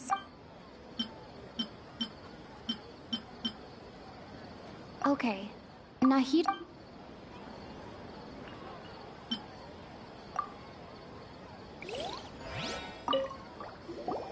You're back! I've been waiting. Are you ready to take your Sub-Zero? Okay. Okay. Nahida... Okay. Nahida... People in Sumeru think they don't dream, but the truth is the Akasha steals their dreams without them knowing it. And those spaces with no human presence are stolen dreams without their host. That would explain why they sounded so weird when she was trying to describe them. Huh. So people in Sumeru do dream after all. In fact, we're all in one big dream together right now. Correct answer. Now, how did you conclude that the Akasha is capable of this?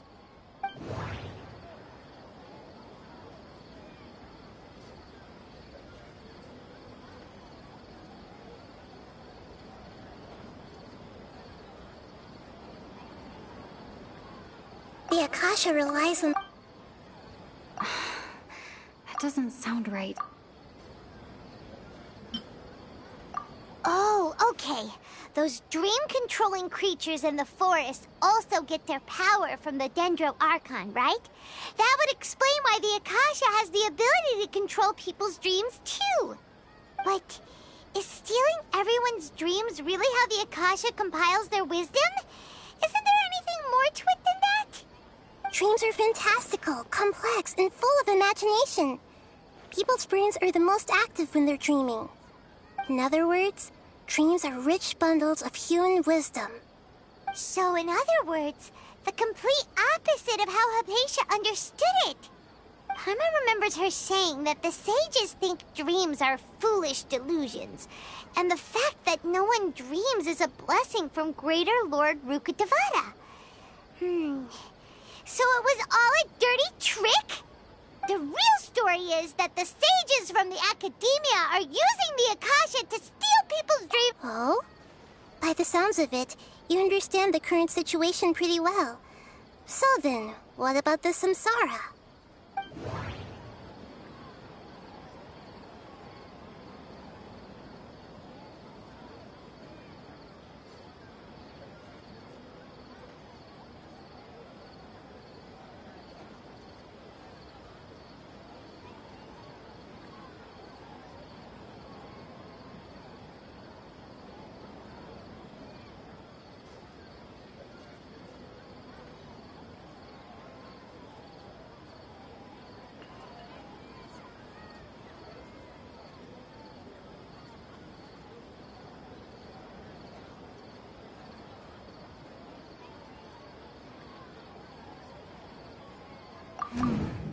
The beep is a prompt tone for Akasha operations. We've already experienced the Sub-Zero.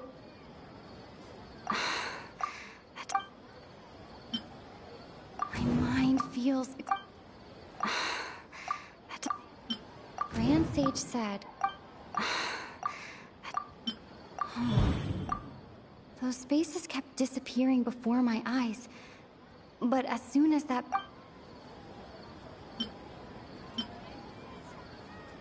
Those dreamscapes kept vanishing. But as soon...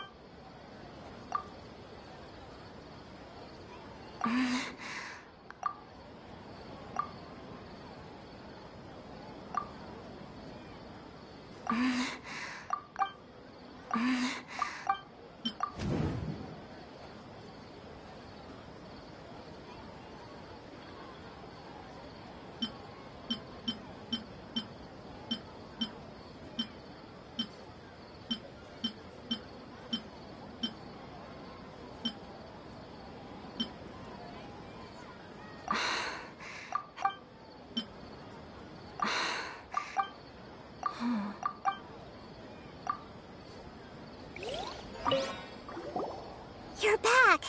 I've been waiting forever for you two. Are you ready to take your Sub-Zero's exam and crack... Okay. First off, have you discovered the hidden truth?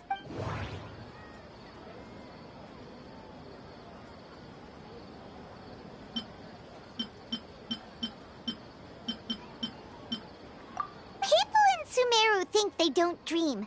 But the truth is, the Akasha steals their dreams without them knowing it. And those spaces with no human presence are stolen dreams without their host. That would explain why they sounded so weird when she was trying to describe them. Huh. So people in Sumeru do dream after all. In fact, we're all in one big dream together right now. Correct answer. Now, how did you conclude that the Akasha is capable of this?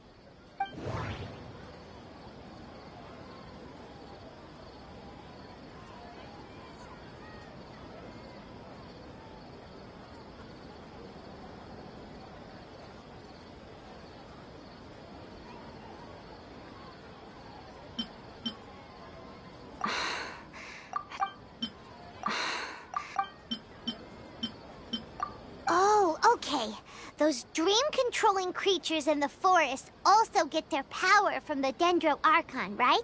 That would explain why the Akasha has the ability to control people's dreams, too. But is stealing everyone's dreams really how the Akasha compiles their wisdom? Isn't there anything more to it than that? Dreams are fantastical, complex, and full of imagination. People's brains are the most active when they're dreaming. In other words, dreams are rich bundles of human wisdom. So, in other words, the complete opposite of how Hypatia understood it. Karma remembers her saying that the sages think dreams are foolish delusions, and the fact that no one dreams is a blessing from Greater Lord Rukkhadevata. So it was all a dirty trick? The real story is that the sages from the Academia are using the Akasha to steal people's dreams for their own use, huh?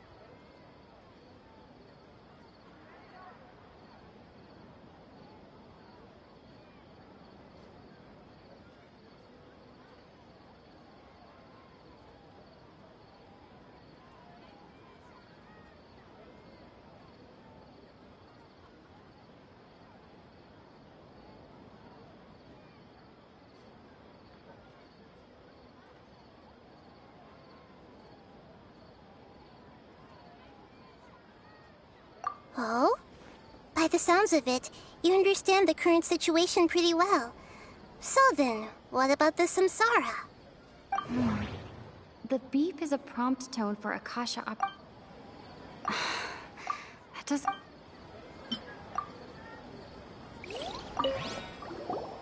You're back! I've been waiting forever for you two. Judging by the looks on your face, are you ready to take your Sub-Zero's... Okay. People in Sumeru think they don't dream, but and those spaces with no human present? Huh. So people in Sumeru do dream after all. Correct answer. Now, how did you conclude that the Akasha is capable of this? Oh, okay. Those dream-controlling creatures in the forest also get their power from the... But is stealing everyone's dreams really how the... Dreams are fantastical, complex, and full of imagination. People's brains are the most active when they're dreaming. In other words, dreams are rich bundles of human wisdom. So in other words, the complete opposite of how Hypatia understood it. Paimon remembers her saying that the sages think dreams are foolish delusions. The real story is that the sages from the academia are using the Akasha to steal people's dreams for their own use, huh? Oh? By the sounds of it, you understand the current situation pretty well. So then, what about the samsara? The beep is a... Correct. The Akasha is keeping each person's brain in a constant dream state, but also separating their consciousness from their own dream. Their disembodied consciousness is placed inside the collective dream of the Sub-Zero's festival along with everyone else's, while their now vacant dreams are harvested by the Akasha. No one is any the wiser as another day passes in the dream, and so begins another samsara cycle. People wake up to yet another dream about the Sub-Zero's festival. The dreams that belong to them are once again harvested by the Akasha. And so it continues. So, this is like a dream factory, and the Akasha is a dream harvesting machine. Very good, Paimon. Using analogies well is an excellent habit to get into. Okay, so that beep we keep hearing is actually from our real-life Akasha terminals. Taking off our terminals in this dream doesn't do anything. All right, last question. Who am I?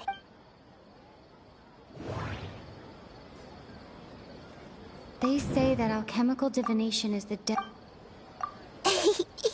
So you noticed. I thought that one would be the hardest question. That's why I put it last. That wasn't hard at all. Even Paimon guessed that. Everything about you is different. We just didn't want to expose you is all. Now that you mention it, Nahida, you've been hinting to us since the very beginning. It's funny. Thinking back to when we were asking all over the place for info about Lesser Lord Kusanali. Paimon didn't expect to meet you like this. Yes, those can wait until we're back in real life. On the other hand, I'd be happy to answer any more questions you have about here and now. You asked me this question before. My answer was, it would literally blow your minds. Now that you know this is all a dream, this answer should hopefully make more sense. Have you heard the saying, don't wake a sleepwalker? Likewise, if someone suddenly had told you all this instead of you learning it on your own, your notion of reality and dream would be thrown into irreversible confusion. I couldn't expose you to that kind of risk. That's why I could only give you very subtle hints and some suggestions. Long story short, I'm really sorry I had to keep you guessing.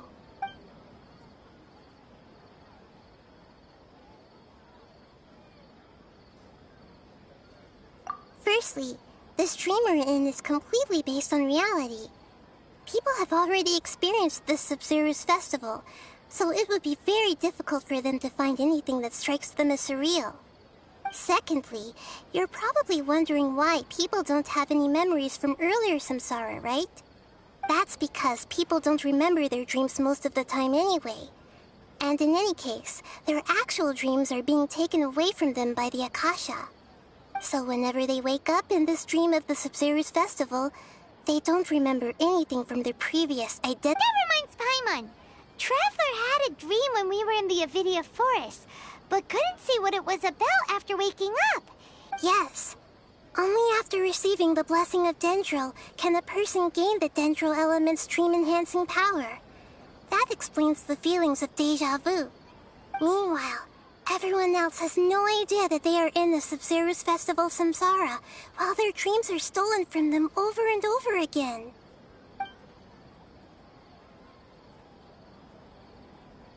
You asked me this. Now that you know this is all a dream, this answer should hopefully make more sense. Have you heard the saying, "Don't wake a sleepwalker"?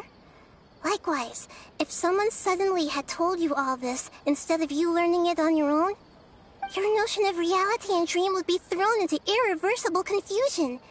I couldn't expose you to that kind of risk. That's why I could only give you very subtle hints and some suggestions. Long story short, I'm really sorry I had to keep you guessing.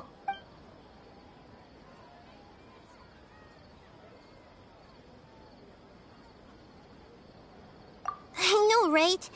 Why did they have to base this dream on my birthday? Even you don't know the reason? The Academia sages are determined to harvest lots of dreams in a short time.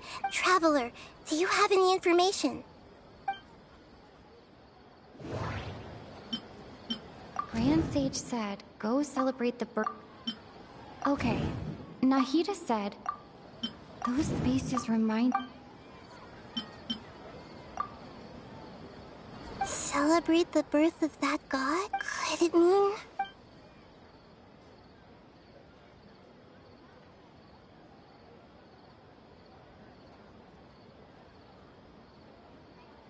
deceiving the people of Sumeru with no regard for their safety.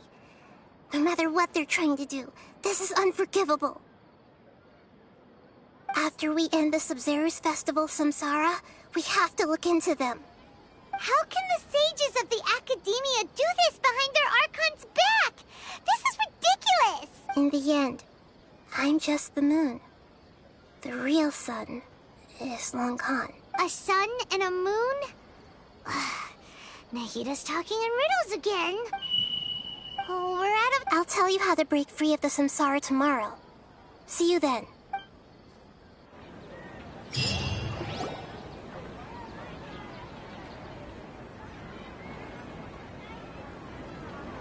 Good morning, Nahida. Wait. Now that Paimon remembers everything, should we instead say good morning, Lesser Lord Kusanali? Hey! What's wrong, Nahida? You don't look too good. I'm afraid that what you're thinking right now is correct. Did Dunyarzad already disappear? No way! Are we too late? The real Dunyarzad's consciousness has indeed disappeared. It can no longer endure the constant dream harvesting. Paimon can't believe it. Wait, so what about that other Dunyarzad? Just what is she? Is she also going to disappear?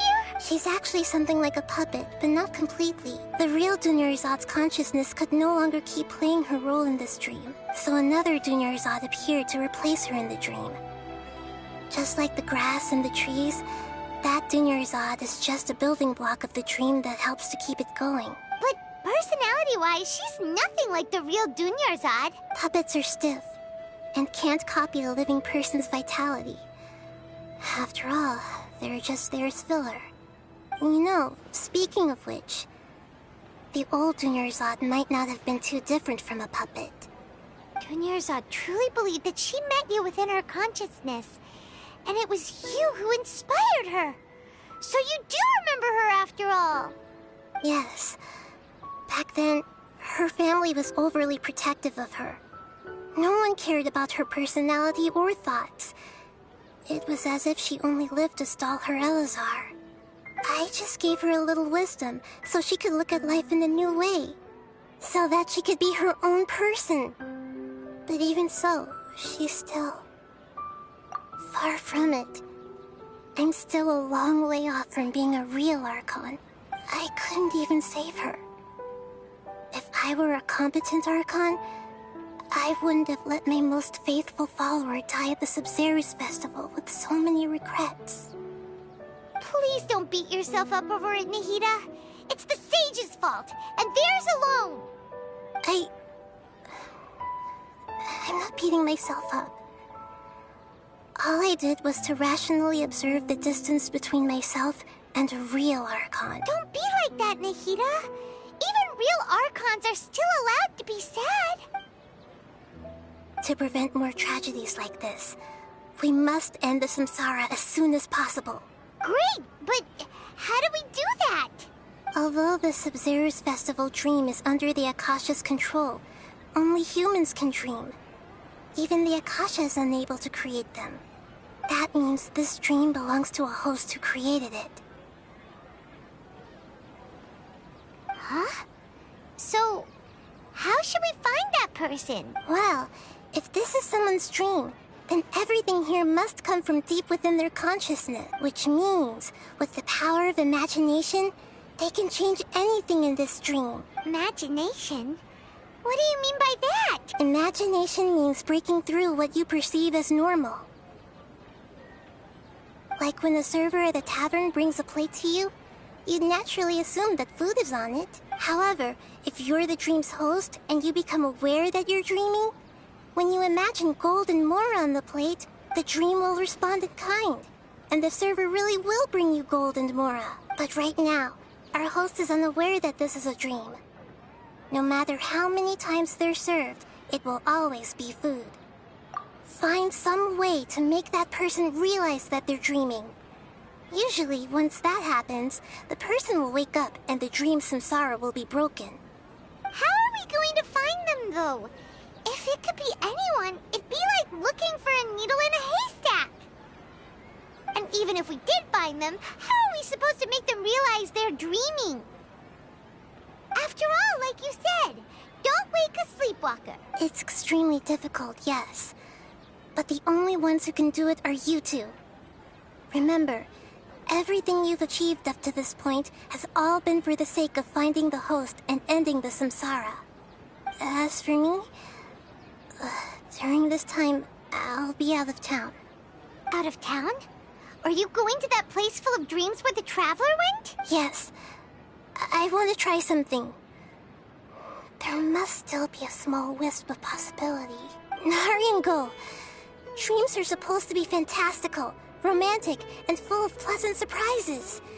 Unnecessary things like this samsara need to end. Paimon's still a little upset that we've come this far only for Dunyarzad to... She was such a good person. Yeah. Saving Dunyarzad is what kept us going this whole time. But we mustn't lose hope, Traveler. Dunyarzad would definitely want to see us save everyone else. So let's break the samsara for her sake. Paimon's wondering, do you think the sages would get one of their own to be the host of this stream? Feels like it would be easier to control it that way, no? Huh. That's true. Plus, the sages probably weren't counting on there being other factors beyond their control, like Nahida and us. So, who do you think the host of the dream is? Oh, that would make sense. Ferris, the Knight of Flowers, is a symbol of the whole Sub-Zero's festival, right? Pretty core character. Let's go ask him some questions, shall we?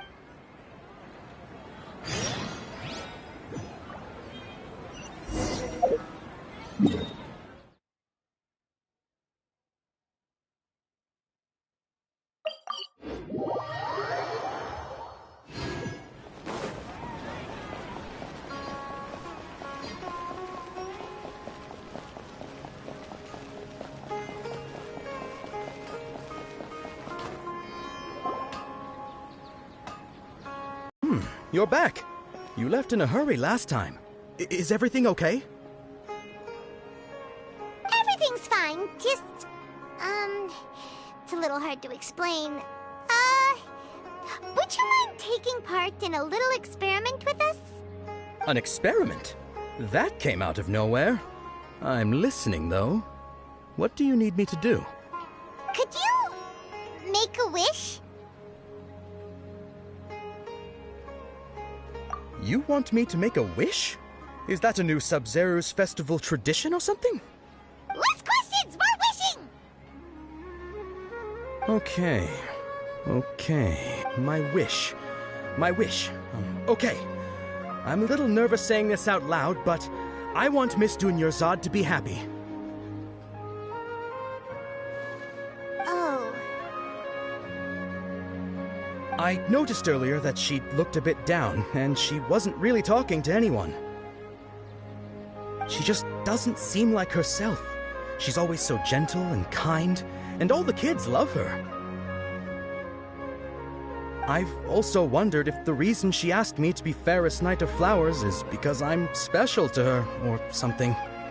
So, you have a crush on Dunyarzad? Oh, is it that obvious? After what I just said, I guess it is. When she placed the hat of the Knight of Flowers onto my head, she said to me, I want everyone to have a happy Sub-Zero's festival. What she didn't realize was that I'm not that interested in how everyone else feels. In that moment, I just wanted to be her Knight of Flowers for the rest of my life. 50 years? 100 years? I'll serve her till the end of time. Okay, yeah, that was a bit much. Felt like the right moment to get it off my chest, but that was pretty embarrassing. Okay, I'm ready to make my wish. I would like Miss Dunyarzad to appear in front of me right now with a smile on her face. Here goes. Please come true. I'm gonna open my eyes. Oh, you're... What? Fucky?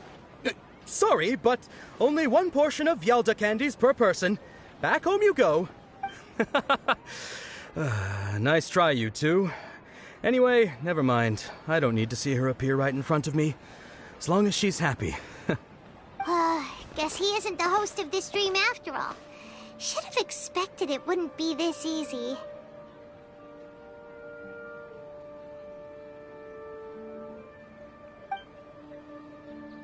It seems like everyone who knows Dunyarzad loves her. But none of them has any idea that she... My lady, step back. That sounds like Dia! Oh, right. This is when Dunyarzad bumps into the kidnappers. Huh? But Dia can handle them. Hey, Traveler!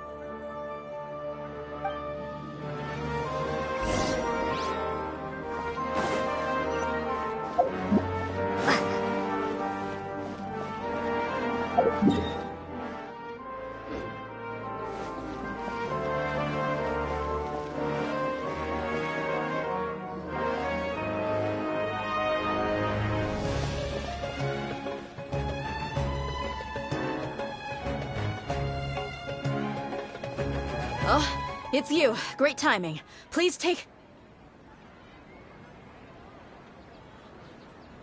Hey, this is my job. The homie Yannis pay me, not you.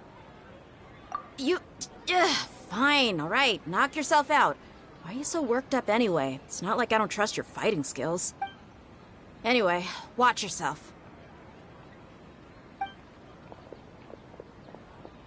So you got yourself some backup. Suit yourself. You're going down.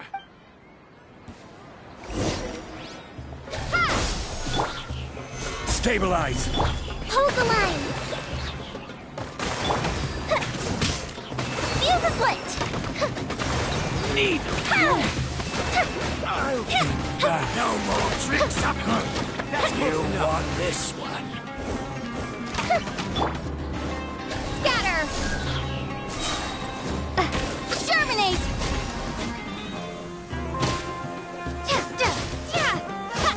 Propagate.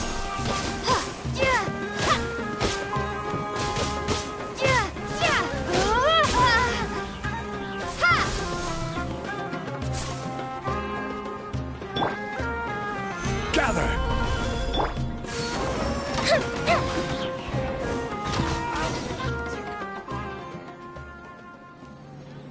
Traveler, were you just taking your anger out on those guys? You and Nahida both. Dunyarzad wouldn't want to see you two like this. Oh, and speaking of her, Paimon just remembered something. Remember how during the first Sub-Zero's festival, before the Samsara started, we came here with Dunyarzad because she wanted to pick something up? She said it was because she had forgotten something. Okay, so Paimon's memory is working so far. Anyway, Paimon also remembers that she is staying somewhere around here. She pointed it out to us the night before the Sub-Zero's festival. Yeah, even if it's only a tiny clue, it'll probably still help us more than this needle in a haystack search. This is the place. It's rude to enter other people's spaces without permission, but desperate times call for desperate measures. Hey, the windows are unlocked. Okay, Paimon's gonna take a peek inside.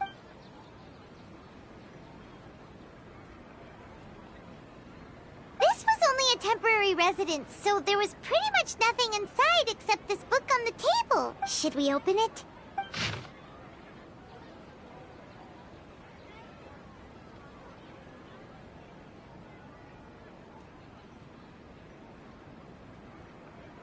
Wow. Dunyarzad wrote all of this.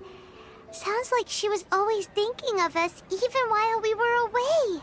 Even though she was also busy preparing for the Sub-Zero's festival, she must have wanted to give this to us as a gift on the day of the Sub-Zero's festival, right? If we hadn't found this book, we never would have known. But now that we know, we can't even thank her. Hey! Where are you off to now?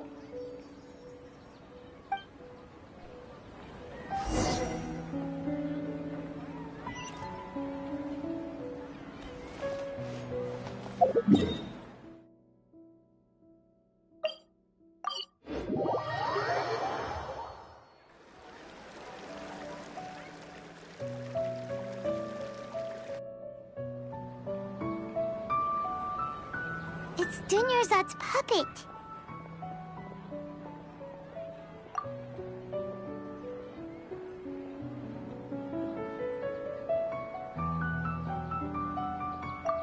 Traveler? You must be exhausted. Come to think of it, we've been stuck in this place for a really, really long time. Heck, even the last time we were chatting happily with Dunyarzad feels like an eternity ago.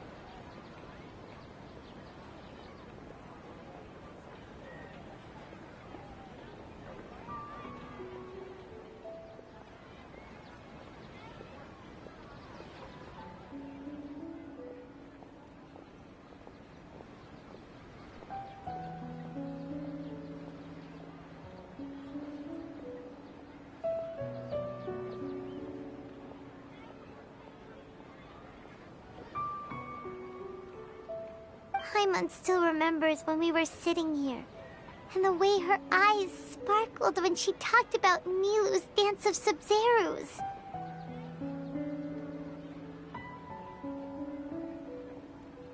There will always be frustrations in life, but I know that the point of living is not to leave behind any regrets.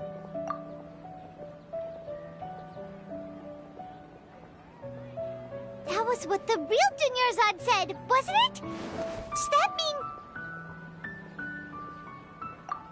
mean... Yes, Traveler. What is it? Oh, so she's still just a puppet. But just now, how come...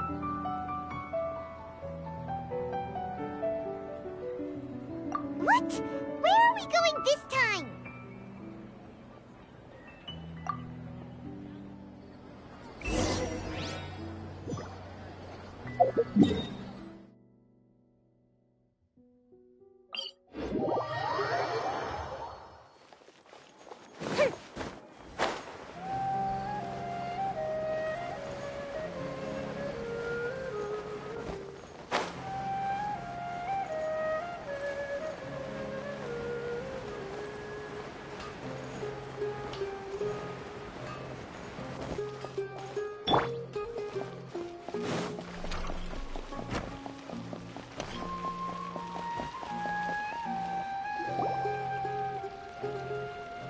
If you continue to resist, we will have to order an investigation into every single event organizer.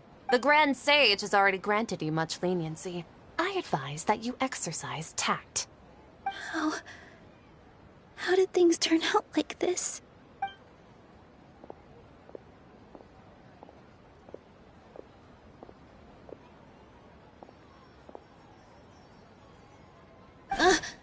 Traveler? You don't have to get involved. He's a sage from the Academia. I don't want to drag you into this. Traveler? Traveler? What the heck are you doing? If you get arrested by the Academia, that's another day gone to waste!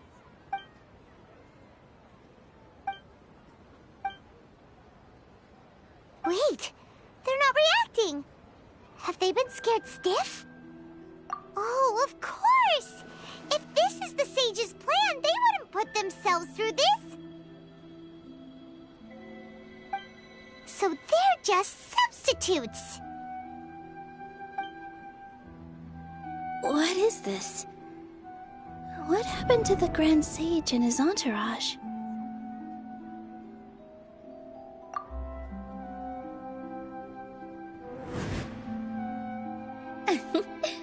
Like I said, they symbolize the goddess of flowers.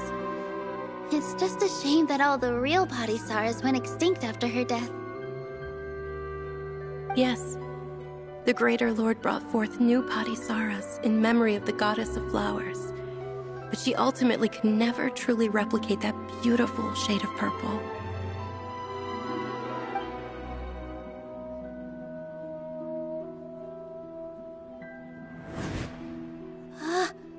That beautiful shade of purple. Aren't these flowers real Patisaras? Just like the ones from the legend? I didn't even notice. Dunyarzad, did you find these? But didn't you just say all the real flowers went extinct after the goddess of flowers passed away? So, how? Yeah. What's going on here?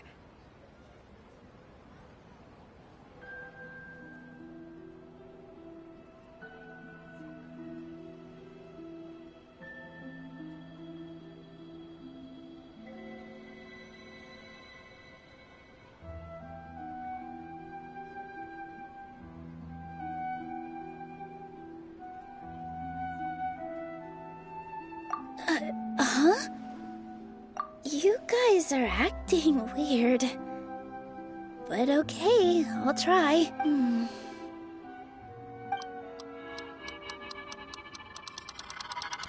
Hey! They disappeared! So Nilu's the host! What a surprise! Purple Patisaras don't exist in the real world anymore! But in Nilu's subconscious, they can appear as decorations on the stage! It's just like the example Nahida told us. People assumed there will be food on a plate, and Nilu assumed there would be real Patisaras in the flower pots. So when you saw the flowers, you instantly knew it was Nilu?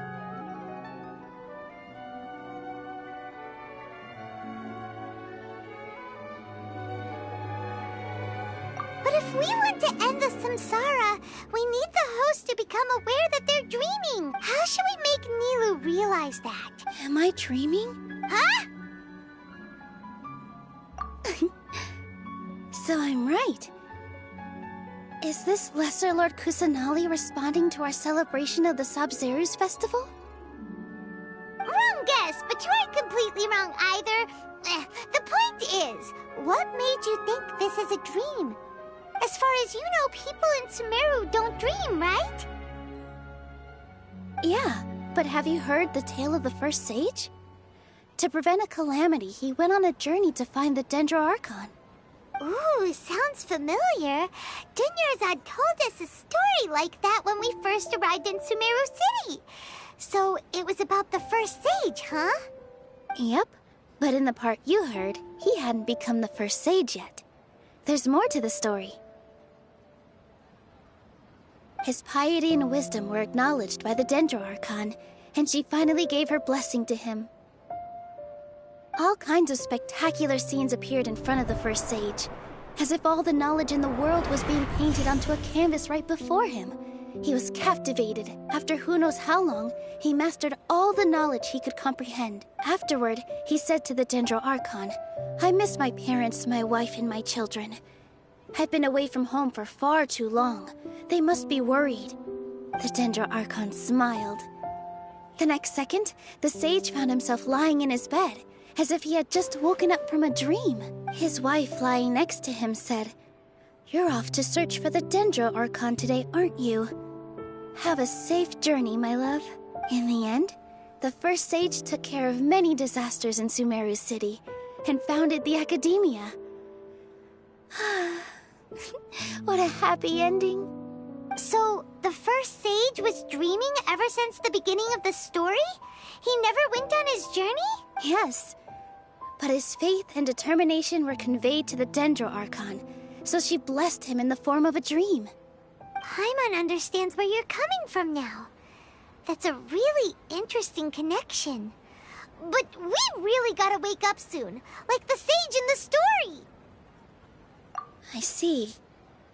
Well, it just so happens that today's Sub-Zero's festival is almost over too.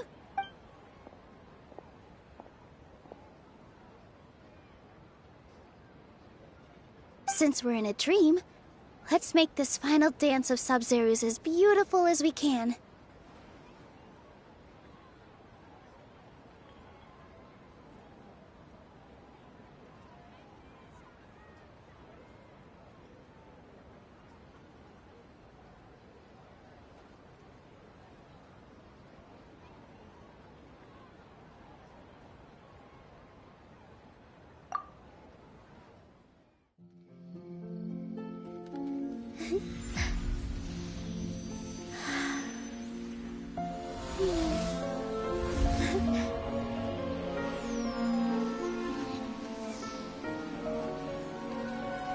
The wait is over, everyone. I dedicate this to our god, the Dance of Sub-Zeros.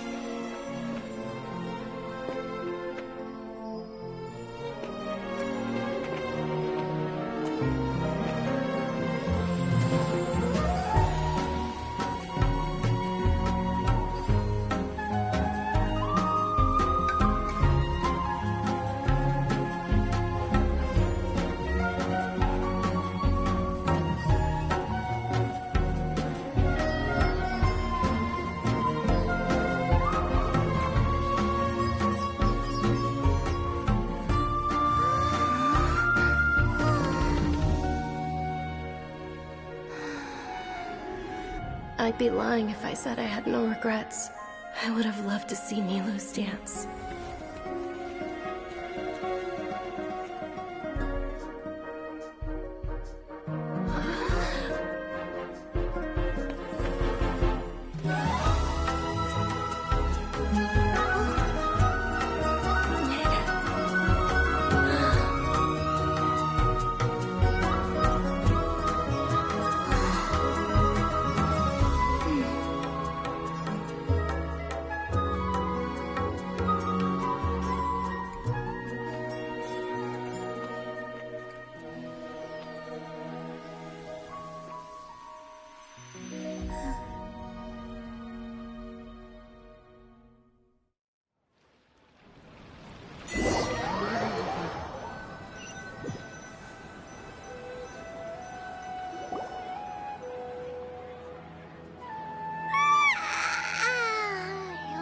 Good morning, traveler. Oh, Paimon feels like she's been asleep for the longest time. Paimon's head feels super heavy. Did we oversleep? Do you even remember going to sleep last night? Paimon thinks it was after the Sub-Zero's festival. The Sub-Zero's festival! Have we finally escaped from the Sub-Zero Samsara? Quick! Take off your Akasha terminal!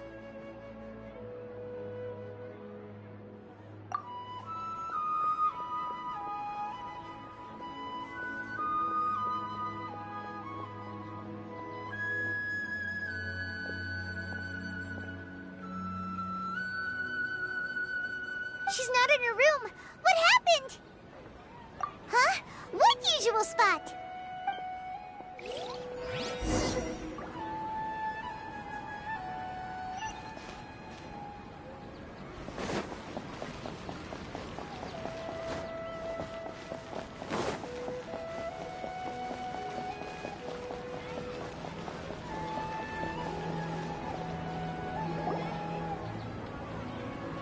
Well done, Traveler and Paimon.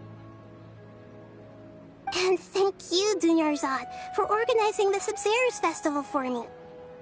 I'm sorry, who are... Dunyarzad! You're okay! Oh, don't scare us like that! Oh, Traveler Paimon. I have something amazing to tell you. I just had a dream. And I saw Nilou performing the dance of Sub-Zero's.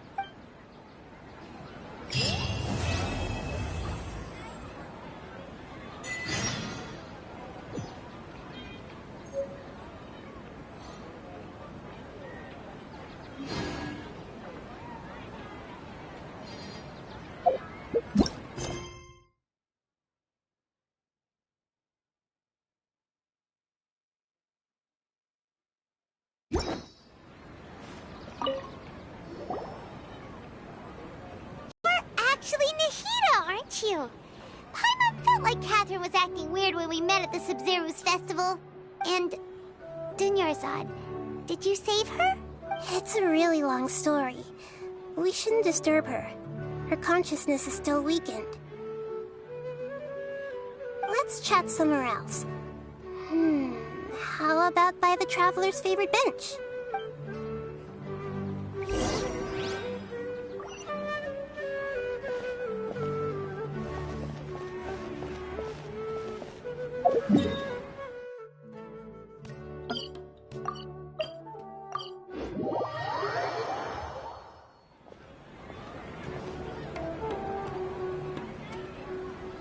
Let's talk about Dunyarzad first. It's such a relief that she's all right. After we parted on the last day of the Sub-Zero's festival, I left the city and saw what the Traveler had described. Among the countless dreams, I found one that was growing fainter and fainter. This proved my suspicion. Once Dunyarzad could no longer bear the Akasha harvesting her dreams, her consciousness began to dissipate. But this also meant it escaped the Akasha's control. Such a small fragment of consciousness can't last for very long, though. It will return to its original dream, where both will gradually fade until they completely disappear. I used all the power I had to keep her dying dream alive as long as possible. But it still wouldn't have lasted for much longer if it hadn't been for you two breaking the samsara. So it looks like we did manage to save Dunyarzad in the end. And not a moment too soon. Huh? Why are you two smiling so happily? I thought you'd be so moved that you'd start crying. I need to spend more time observing human emotions. Both are fine. Everyone reacts differently. All right. You two must have a lot of other questions for me, right? After all, you saved my faithful believer. As your reward, I will answer any and all questions.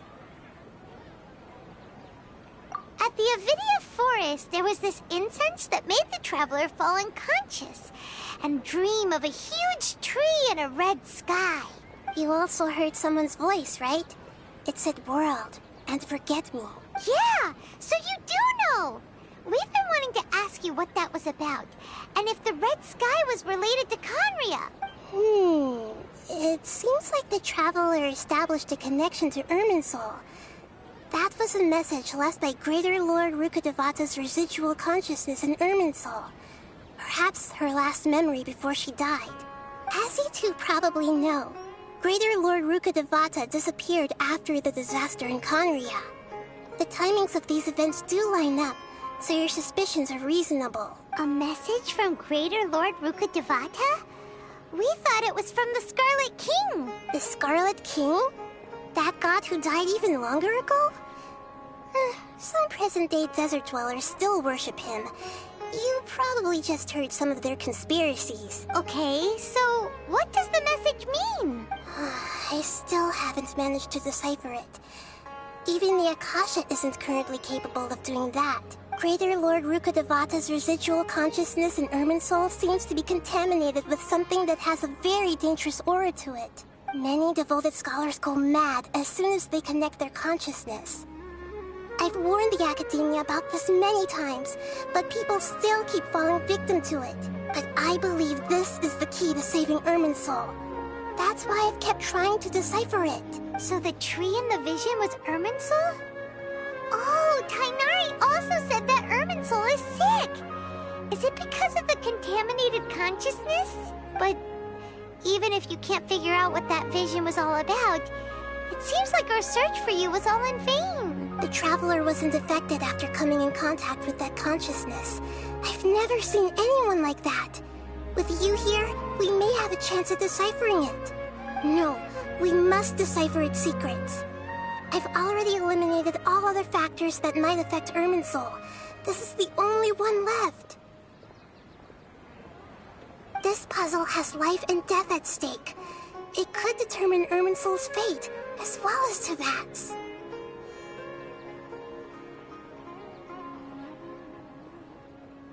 To be accurate, I'm using the Akasha as a medium to occupy Catherine's consciousness. How did you do that? Poor Catherine. Does this mean you can also occupy other people's consciousnesses? Theoretically, I can enter anyone's mind as long as they're wearing their Akasha terminal. The Akasha is the legacy of Greater Lord Rukkhadevata. As Lesser Lord Kusanali and the first Akasha terminal, my consciousness has always been linked to the Akasha. I've always respected my people's free will, so I've never actually occupied their consciousness. When necessary, I just borrow this bionic Snezhnayan puppet. Hold on. Did we just learn some deep, dark secret? So Catherine is... No wonder Paimon felt something was off about her. What about your own body? Why do you need to borrow other people's? Don't you live in the sanctuary of Surasthana? That story begins a long time ago. After Greater Lord Rukkhadevata disappeared, the sages found my newly born self and took me back to Sumeru.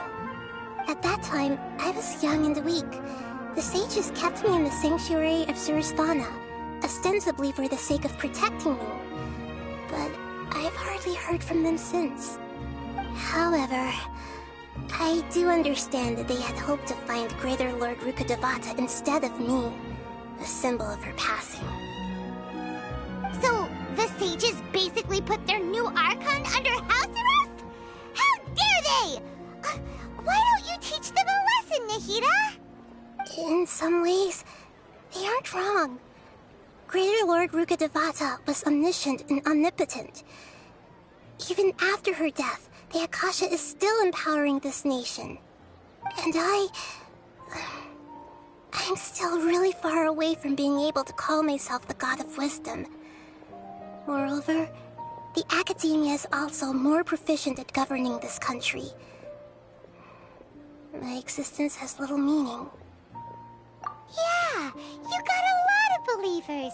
Just look at the Sub-Zero's festival. Everyone who showed up truly loves you. Thank you for the kind words. But I honestly don't need physical freedom as long as I can connect my consciousness to the Akasha. Trying to find a way to save Irminsul is my life's mission and top priority. I will work on that, and try to live up to being a deity in the meantime. Every once in a while, I will also take up the duties of the God of Wisdom and enlighten a lost soul here and there. Doing all that should be enough. You mean how the Akasha stops you from having dreams? Yeah, it's been such a long time. No one's noticed something's up? It's not that no one noticed. It's more like no one cared. Ultimately, it's all rooted in the sage's misdirection. Misdirection? The sages convinced everyone to believe that being unable to dream is a sign of rationality and wisdom. Not dreaming is a badge of honor in Sumeru, even if the truth is that their dreams are being reaped by the Akasha. With their propaganda in place, The sages can maximize their use of the Akasha to facilitate their research. Besides, Greater Lord Rukkhadevata must have created the Akasha in the hopes that it could be used to its full potential. That's why I've never come out strongly against this. Anyway, the perspective advocated by the sages drowned out any voices of doubt. By now, even those who never use Akasha terminals find it too shameful and embarrassing to talk about their dreams.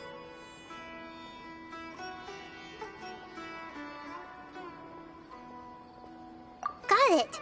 I hope my answers were satisfactory, seekers of knowledge. To be honest, maintaining Dunyarzad's fading dream took a lot of mental energy. I think I may need to rest for a while. Oh, and you don't need to worry too much about the sage's activities for now. The Akasha won't be able to conduct another project on the scale of the Sub-Zero's Samsara in the immediate future. Go and get some sleep. Leave everything to us. What a relief. This is truly the most exhausting birthday I've ever had. Traveler? Paimon? Why am I here? Do either of you know? Maybe you were sleepwalking. You know you can't wake up a sleepwalker. We happened to walk by, so we thought we'd wait for you to wake up. I see. Huh. I should visit my maintenance personnel sometime. Oh, I'm fine. I better go. Thank you.